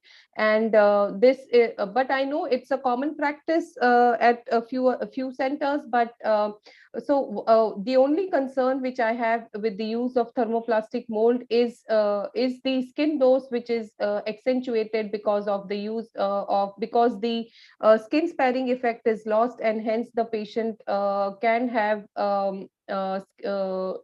higher skin dose, and hence I would say that treating center should have large experience with custom designing breast mold so that the skin reactions are minimal, and if in case the patient ends up in a skin reaction, it takes a lot of time to heal, and moreover the whole purpose of doing in case if it's IMRT, the whole purpose of doing a special procedure is get lost. You lose the benefit of it. And the only scenario where I could think of using a thermoplastic mold is a very large breasted woman, especially an elderly who has a very flabby ptotic breast which is hanging beyond the posterior axillary line. So in such cases, the thermoplastic mold would help to get the breast over the chest wall, so that your portals do not go beyond the posterior axillary line. So these are the for the CT-based planning.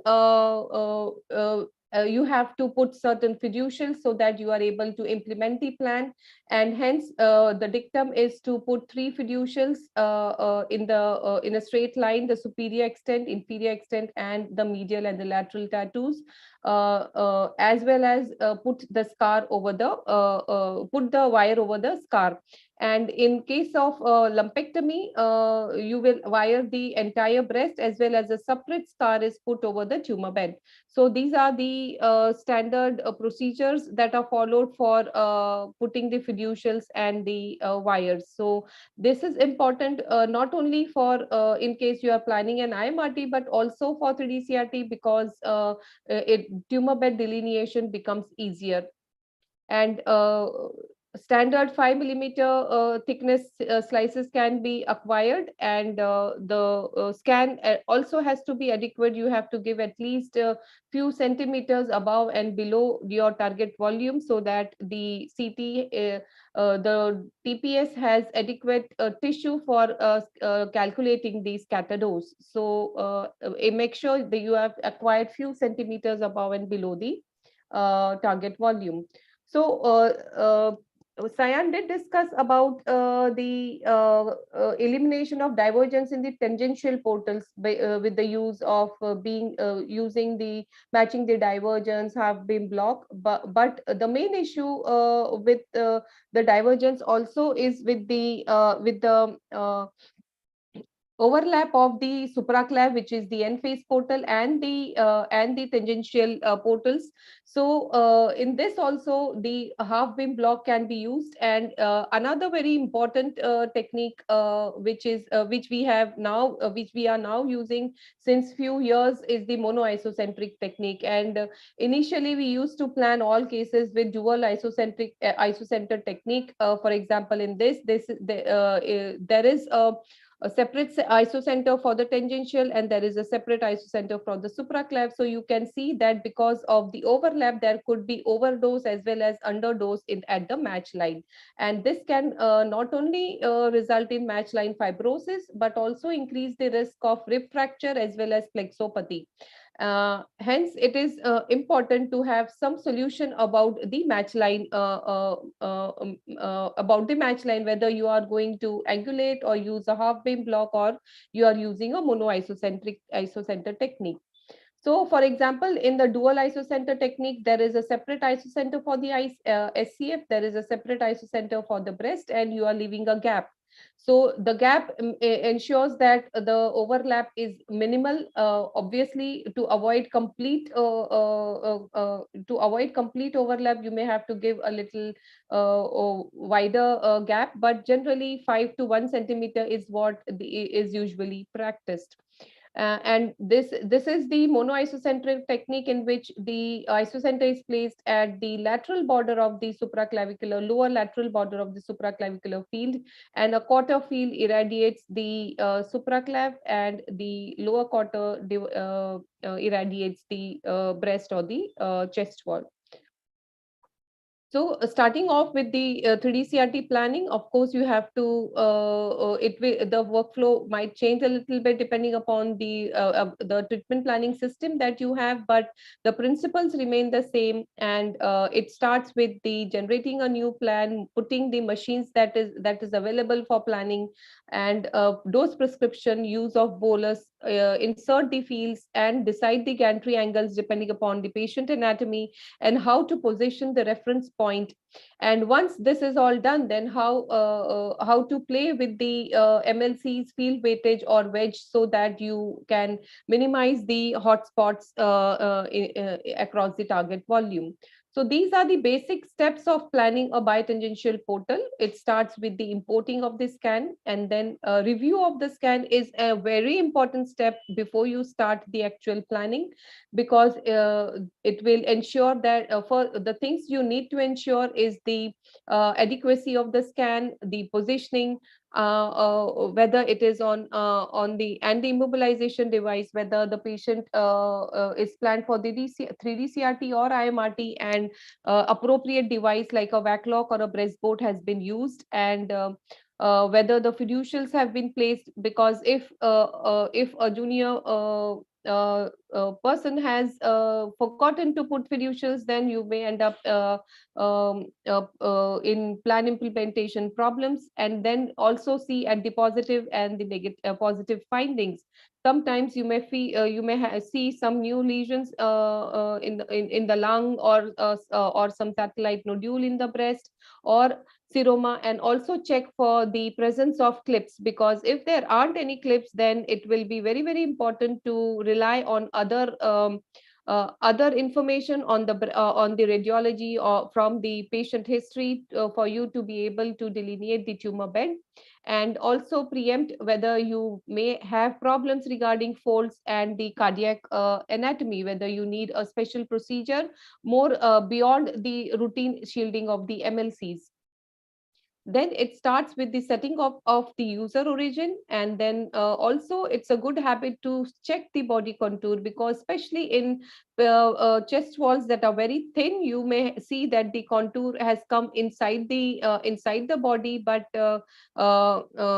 and once you start calculating, you will not find a dose there, why the dose is not coming in that particular region. And then when you go back and check the body, you find the body has not been, it is an auto contour, so it was not taken, it has not taken perfectly the contour of the body, and then OAR and the tumor bed contouring, and then decide the beam entry and the exit.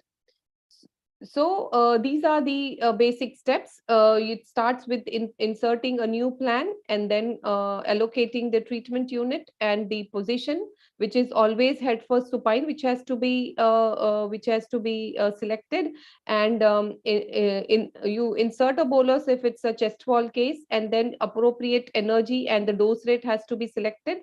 And then it's the MIT planning starts with the insertion or the selection of the isocenter. And as I already mentioned, it is fixed at the lower lateral corner of the SCF portal. And this will fix, I will explain all these steps in the subsequent slides with the help of the images. And why coordinate is fixed with at a lower level where you want to fix the entry and the exit for the tangents.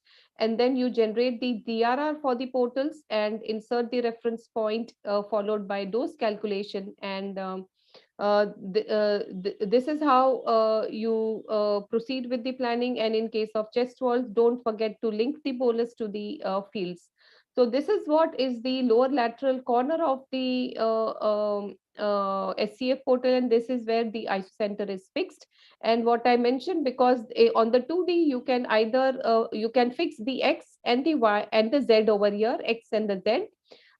Because it will depend upon the anatomical landmarks. The same knowledge which has been already taught about the portals has to be employed medial 2/3 of the clavicle, at the midline, at the lower part or lower border of the clavicle. So this is where it is fixed. So the supraclav portal helps you to decide the X and the Z. And when you, in the same plan, when you come down at the level of the fiducial, this is where you can fix the Y.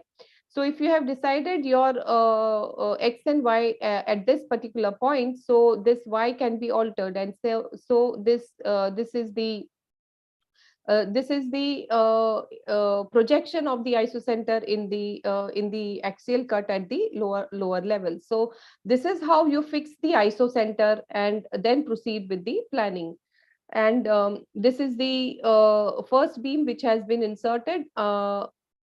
And in the tangential portals, you can create a field and then a parallel opposing field. And here, as you can see, this is the full field, but the open part of the field is just 1/4. So you can imagine that only this part, which is X1 and Y1, is open. Rest of the other parts of the beam is closed.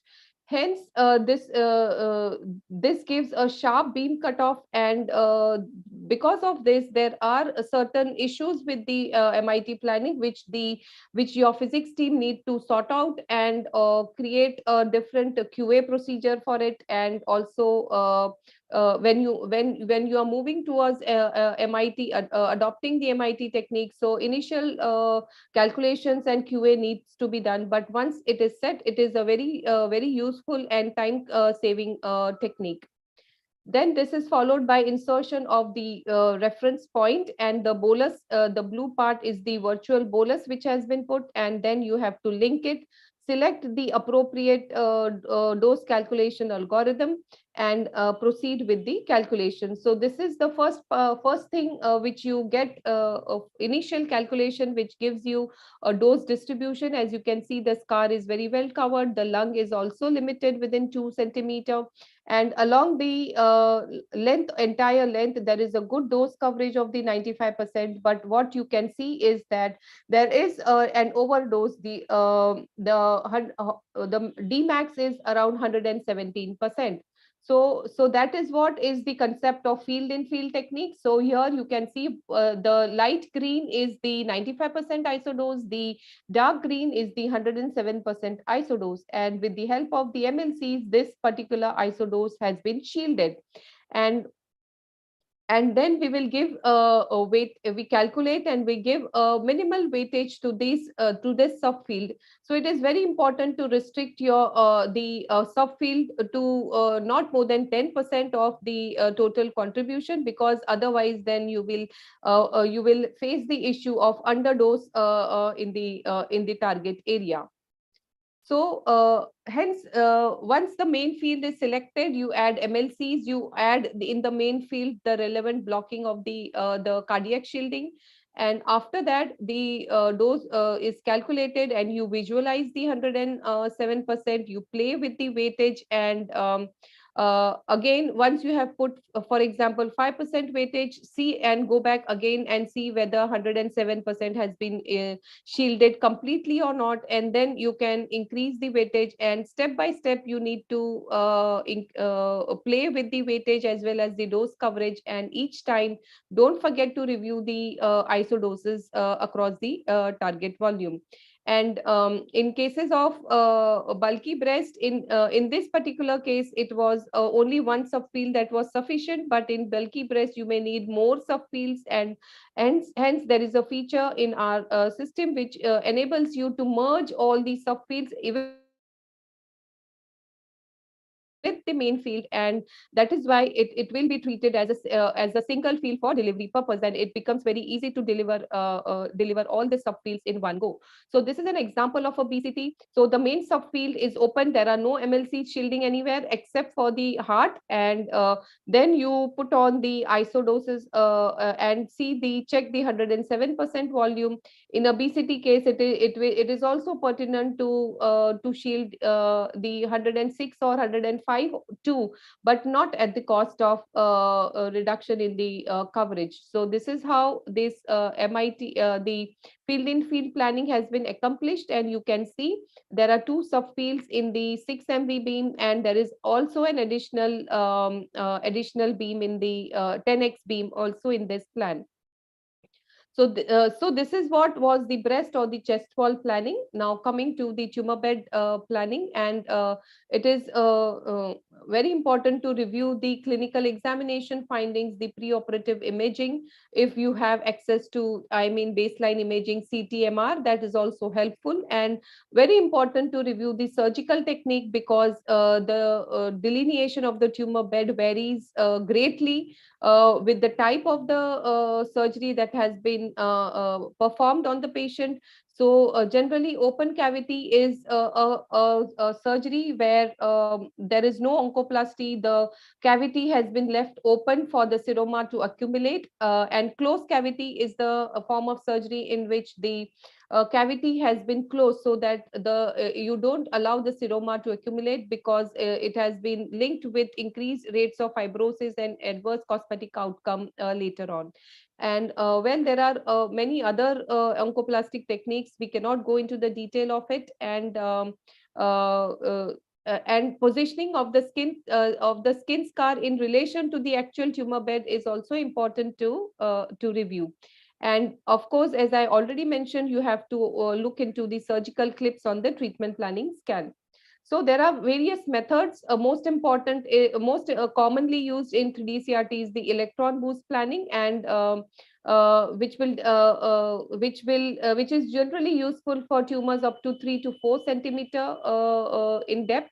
And the depth is estimated by the distance from the skin to the deepest clip or the chest wall, and you prescribe at the Dmax, and you would generally want to aim 95 coverage, but not definitely below 90% isodose should be accepted.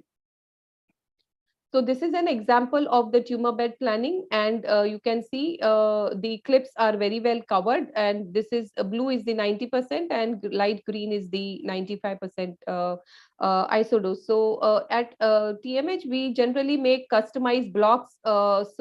So even in lateral position, there is no fear of the block falling off or misplaced or misalignment with the planning parameters. So we make customized blocks for patients who are undergoing electron boost. So next is the planning with photons. Either it could be in the form of an IMRT or in the form of a conformal technique. And another way of treating is the mini tangents, in which the angles remain the same, but the length of the tangents becomes smaller, and it just encompasses the tumor bed.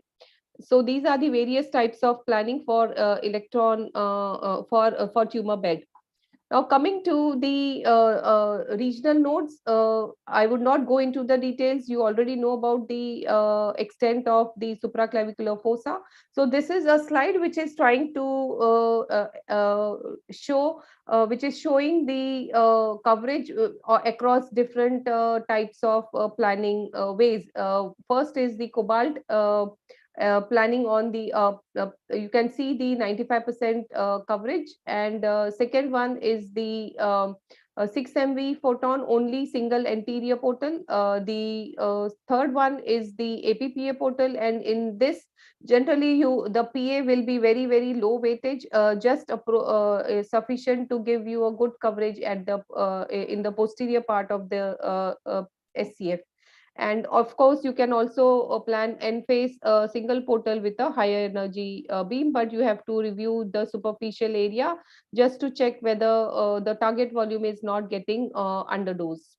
So, and next in line is the internal memory node, where it starts with the clinical. You can initially the patients were planned with clinical borders, and though this is not an important thing for the clinical practice, but as students you may be asked to put a surface marking for IMN nodes, and the superiorly it matches with the supraclav portal. Laterally it is 5 to 6 centimeter lateral to the midline this way, and medially it crosses the midline, and inferiorly it generally encompasses the upper 3 intercostal spaces. And there are 3 techniques which are used in irradiating the IMN. It is the wide tangent, the partially wide tangent, and the photon electron.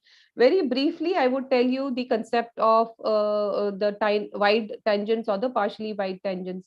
In this technique, your tangents goes across the midline by a few centimeter. It depends on patient to patient. It could be 3 to 5 centimeter. And in wide tangents, the entire field is open, but in partially wide tangents, it is open only in the area upper 3 intercostal spaces where your IMN targets are there, and in the lower part, the heart as well as the lung is shielded.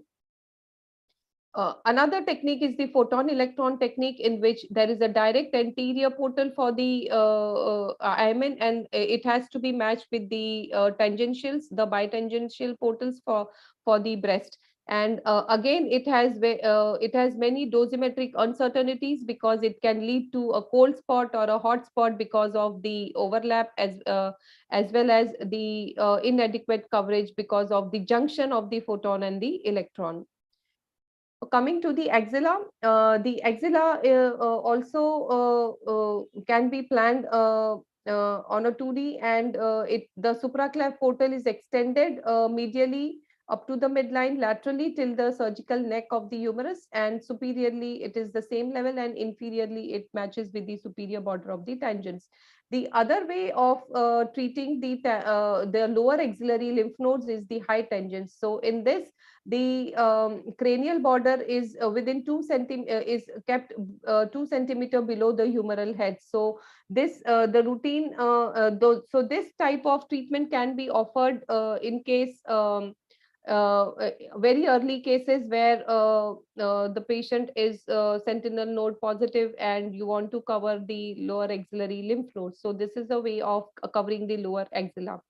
And in earlier days, when it was very routine to treat axilla along with SCF portal, now it is very well known that the chances of lymphedema increase a lot with surgery as well as radiation. So now generally in adequately dissected axilla, we would not go ahead with the irradiation of the axilla, and only the supraclav is irradiated. But in few cases where in the current practice also, if the axillary dissection is inadequate, you are not sure about the yield, or there is a heavy burden, for example, soft tissue in the axilla, or there is extranodal extension. So you may want to treat the patient with N-phase anterior portal, which encompasses the axilla, but sometimes the posterior coverage is inadequate, and in those cases, you may supplement it with a posterior axillary boost. So majority of the patients, I would say 70 to 80% of the patients would be ideal for 3D CRT, but in certain scenarios where specifically when you are trying to treat internal memory lymph node target, or patient has very bulky breast and in which the tumor bed is going to be very deep and your electrons are not going to cover, and in cases of unfavorable anatomy, or it is a case of a bilateral breast cancer. So these are the situations where IMRT is definitely preferred, and because it eliminates the problems of junctions, the dose homogeneity is also good, and of course in sparing of the OARs. Now let us talk about the contouring guidelines. There are many available guidelines, and but they differ in their concepts. And it starts with the RTOG Atlas, which was given in 2009, which is based on the bony or the Messel landmark, and it is suitable both for early breast cancers as well as locally advanced breast cancers. Followed by this was the PROCAP guideline, which was given in 2014, and this guideline were given in relation to the vessels, and this was also suitable for only for early breast cancer. And ISRO adapted this PROCAP guidelines, and again, so this is also suitable only for early breast cancers. And then TROG guidelines were formulated, wherein they took the information from PET and MRI, and based on these, these guidelines are suitable for locally advanced breast cancers. And the REDCOMP guidelines are there, which is the RTOG protocol, that is comparing the randomized trial or comparing proton versus photon. So generally, the RTOG volumes are generous and so suitable for LABCs, and ISRO guidelines are suitable for early breast cancers. So what was the need of refining from bony to the vessel-based guidelines? This was because initially when RTOG gave these guidelines, they intended to just reproduce the anatomic boundaries of areas historically included in the two-dimensional field-based RNI. So for reporting purpose also, they just wanted to extrapolate whatever was the 2D boundaries. They wanted to extrapolate it on CT anatomy. That's why the guidelines were initially formulated. The other problem is with bony landmarks used for field boundaries, but which are used for field boundaries, they do not have any relation with the lymphatics, but the vessels have a relation with the lymphatics. Hence, it was a good, it is rational to move towards vessel-based guidelines. Because of the changing position of the arm, the location of the lymph nodes would also change. Hence, there was a need to move towards vessel-based guidelines, and more so because we were moving towards 3D planning and moving away from 2D planning.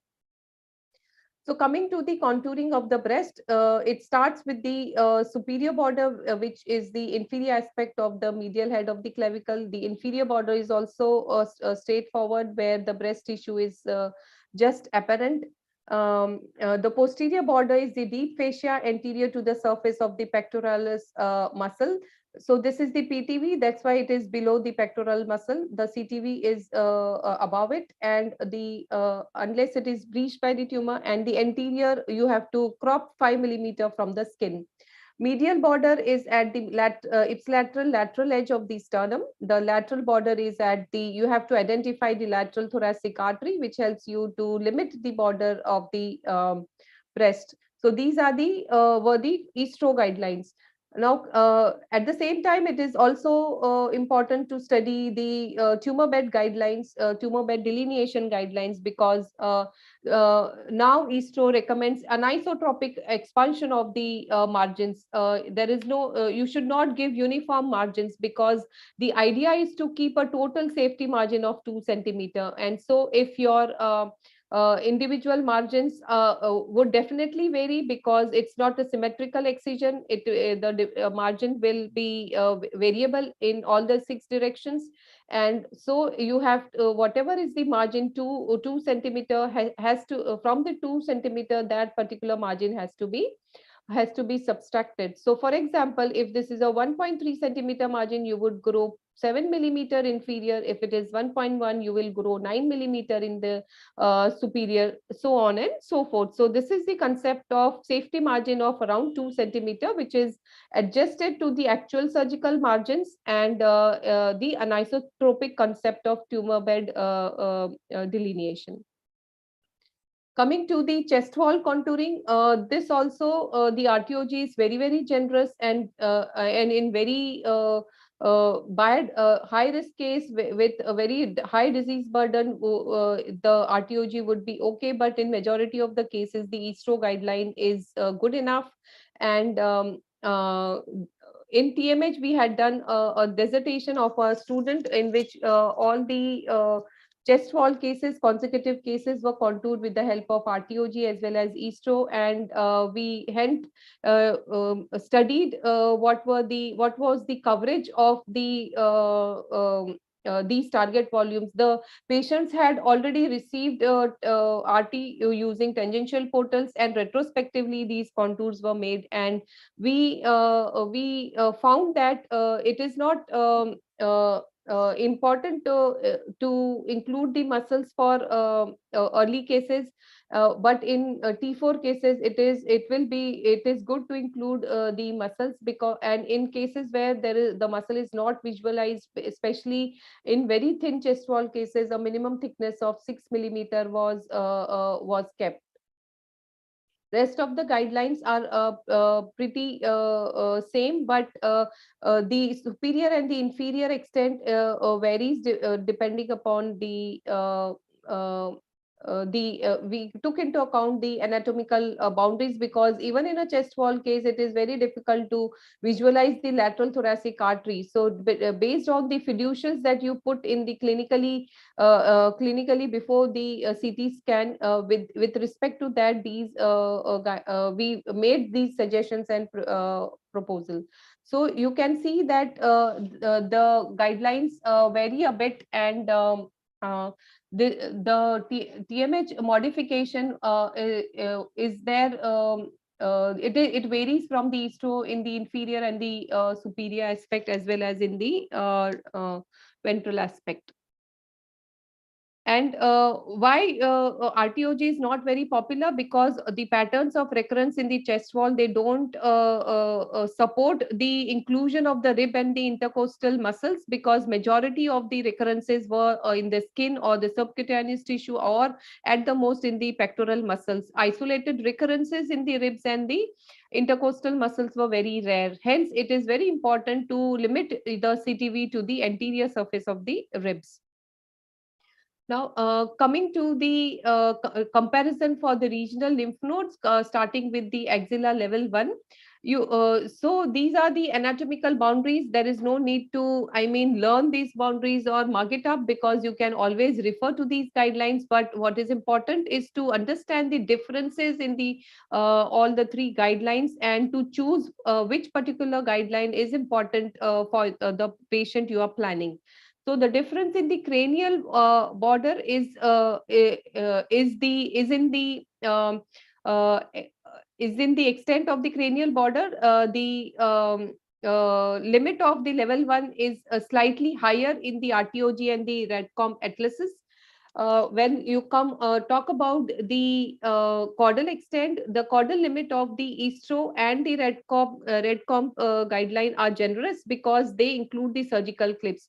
So you can see that they have also mentioned that the rib insertion should be taken into account, but also the surgical effects, that is the clips, the surgical clips have to be included. So that's why the caudal limit is a little generous in Astro and the Rtcom, but the cranial limit is generous in the Rtog and the Rtcom. Anteriorly also, the posterior limit of the CTV is at the anterior border of the subscapularis and the latissimus dorsi here. and it is there in the RTOG in the RADCOMP, and hence these are more generous compared to the Astro guidelines. So you can appreciate the difference in the image which is there on the right hand side. For the other borders of level 1 axilla, there isn't much difference except for in the 3 guidelines, except for the inclusion of the post-operative changes in the form of the surgical clips. Now coming to the level 2 axilla, here the level 2 in the RTOG is relatively very small, because it is just restricted across to the axillary vessels. However, in the Astro, it includes the 5 millimeter cranial to the axillary vein, and hence RTOG volume is very small. Similarly, in the anterior also, similar to level 1, the level 2 in the RTOG and the RADCOMP is more generous. So these are the minute differences in the contouring of the level 1, 2 and the 3 axillary lymph nodes. So in the posterior aspect, it's more differences very obvious. As you can see, the green one is the Astro, the pink one is the RTOG contour, and the orange or the yellow shade is that of the RADCOMP. So basically RTOG and the RADCOMP are generally the most generous ones. For the comparison of the level 3 lymph node, you can see that in the RTOG, the apical, there is no connection between the supraclav, the level 4, and the level 3. They leave a gap in between, and the cranial limit of the RTOG is higher than the Astro definition, and the retroclavicular nodes in the level 3 are part of the in the Astro atlas, whereas they are included in the supraclavicular nodes in the RADCOMP.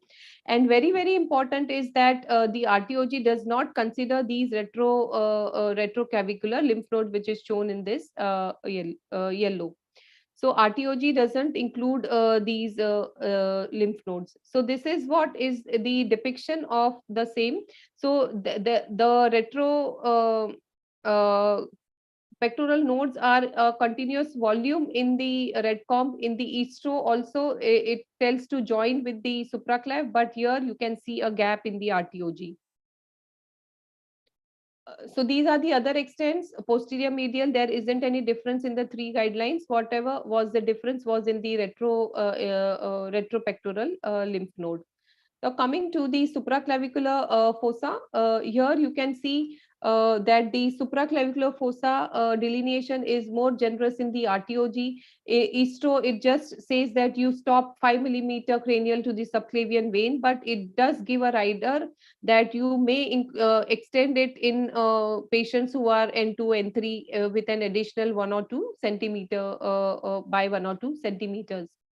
So that is the main difference in the cranial. And in the medial, unlike Astro and RTOG, RADCOMP includes the retroclavicular lymph nodes in the volume of the supraclav, rather than including it in the level 3 of the axilla. So these are the apparent differences in all the 3 guidelines. The cranial RTOG is higher, and medially it includes the carotid vessel, but here in the Astro it says that the carotid artery can be excluded, and whereas there is a huge difference in the posterior aspect. The RTOG stops at the scalene border, lateral edge of the scalene, but in the RADCOMP they suggest going up to the level level 5 and include the levator muscle, extend up to the levator muscles. And why one would imagine that there is so much of variation in the guidelines with respect to supraclav? That was because of the patterns of recurrences that have been published. after the when these guidelines were published. So what was seen was that in the patterns of recurrence, the most common recurrences that were beyond the RTOG were in the superior aspect, the lateral aspect, as well as the superolateral aspect. So this is where this is the superior aspect, the posterolateral aspect and the lateral aspect. More of the out of RTOG volumes, the recurrences were located. And the cranial incidence of cranial recurrence was around 9%. Lateral recurrence, various series have reported various proportion ranging from 40 to 67%, and posterior recurrences are also variably reported from ranging from 10 to 90%. However, it was also importantly noted that these recurrences, if they were they were within 6 millimeter from the they were outside Istro, but within the 6 millimeter boundary. So it is recommended that in patients who are having adverse features like N2, N3 disease, multiple supraclav nodes positive at baseline, or patient has extra capsular extension and high risk in view of LVI positivity, high grade or ER negative tumors, then you should consider extending the cranial border as well as the posterolateral border of the supraclav field. Lastly, the internal mammary node, the difference between the guidelines is that the Astro guideline is a reverse in case of IMN. It is more generous, and it proposes to grow a 5 millimeter margin around the vessels, whereas this is not the case in the RTOG. And hence, what is more important is that the pattern of recurrences both in the axilla as well as in the IMN are not very they corroborate with the contouring guidelines, and 99% of the recurrences were within 4 millimeter. Hence, Istro recommendation is suggested for delineation of the internal mammary chain. What is different in the Radcomp is the posterior neck volume, and here it starts from the body of the at the level of the cricoid, and it is anteriorly near starts near the supraclavicular volume. Posteriorly, it goes to the trapezius, and laterally till the platysma, and at the level of the 2/3 of scapula. So this is an optional volume, which, and this is not a particular guideline, but for very open use, but it is the protocol of the RTOG in which they are comparing photons and protons. But it is important to be aware of these guidelines, because very often we do see patients with N3 disease, and you may or actually see where the tumor, where the supraclav node was located in that particular patient, see the position, check the position, whether it was the medial supraclav, the lateral supraclav, or it was located a little posterior. So in those cases, it would be pertinent to delineate, encompass the entire volume. So this is the 2D representation of the volumes. So there are several differences, as we have already seen in each of the volumes. So what are the suggestions for axilla? Use the RTOG with certain modifications. So what are these modifications? Please include the retropectoral node, and also include the interpectoral node. So you increase the border up to include a slight sliver of the pectoralis major muscle. So these are the modifications suggested for the RTOG to become generous. And this is the summary flow chart which has been given by the authors.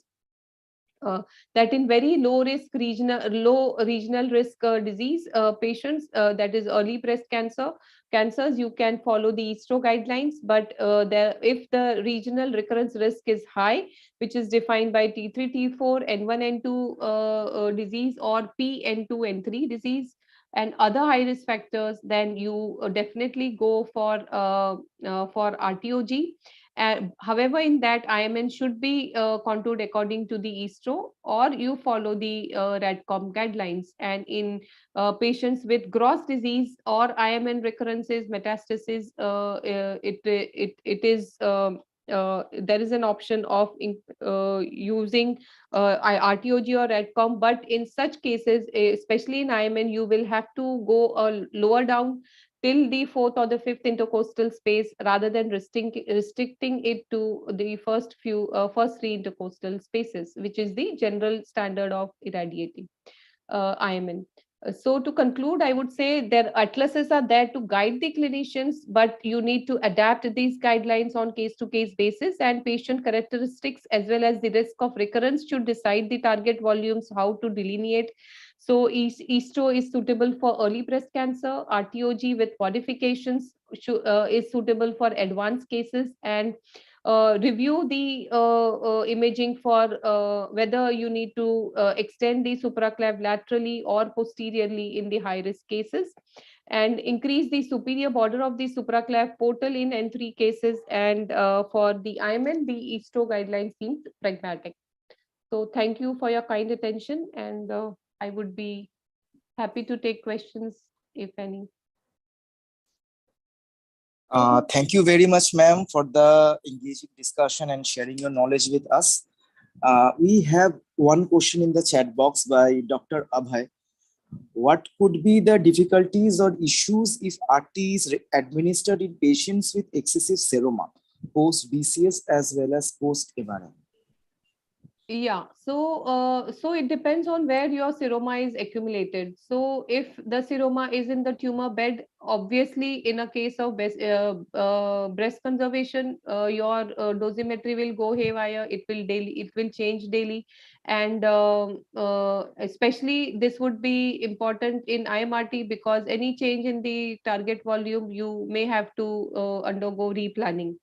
So it depends on where the seroma is collected, and if it is a 3D CRT, the seroma is in the higher up in the axillary region, it is not coming in the portal.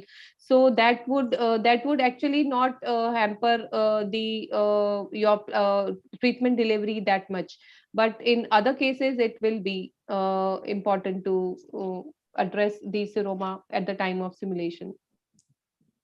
And in cases of mastectomy also, if it is a very high draining, I mean high volume seroma is accumulating, so several times we have sent the patient for insertion of the corrugated rubber drain also, and then the seroma starts, then the seroma goes on, I mean decreasing in volume, and in a week's time then we are able to start the patient without any problem.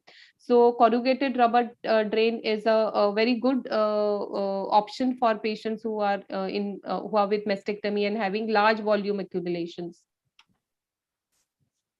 Thank you very much, ma'am. Next question is by Professor Litor Naha Bishwas, the president of AROI West Bengal. If we do not find any clip put by the surgeon, how do we identify the tumor bed for boost?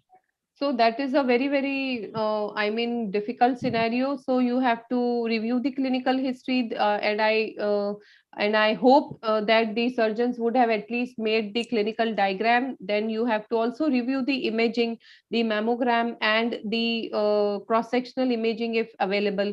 So all those things will point towards the location of which quadrant the tumor was located. And of course, the planning CT would definitely show some post-operative changes or some seroma that can help in delineation of the tumor bed. And several times you may have to even talk to the surgeon to get more details about especially if it's an oncoplasty. So it helps to talk to the surgeon as well. Thank you very much, ma'am. There is another question in the chat box. I think this is probably for Shayan sir. In 2D, should posterior borders overlap both wires in one line? Shayan sir, if you may take this question. Hi. So in 2D, should posterior borders over both wires in one line? Yeah, actually, yes. So if you place both the medial wire at the medial edge and one at the lateral, then yes, they should overlap. With the, I mean, they should be aligned with the posterior border. Thank you very much, sir. So that answers all the questions in the chat box. So we have reached the end of today's session. Since there are no more questions, I have heartfelt thanks to all the faculties for sharing their knowledge and experience with the participants. And thank you to all the participants for attending the session. And we expect your participation, looking forward to your participation in the next session. Is Monideepa here? Monideepa, do you want to say something?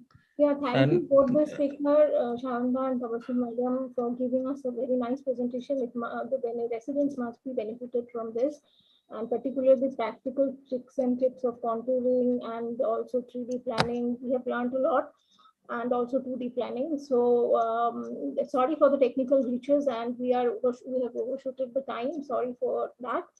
And next time we'll keep in mind to be on time. And thank you, madam, for giving your valuable time. So with that, we are going to conclude today's session. And all the residents, thank you for staying so much late at night and listening to the program. And many thanks to Shayan and Dr. Tabassum. Thank you very much. Thank. Good night.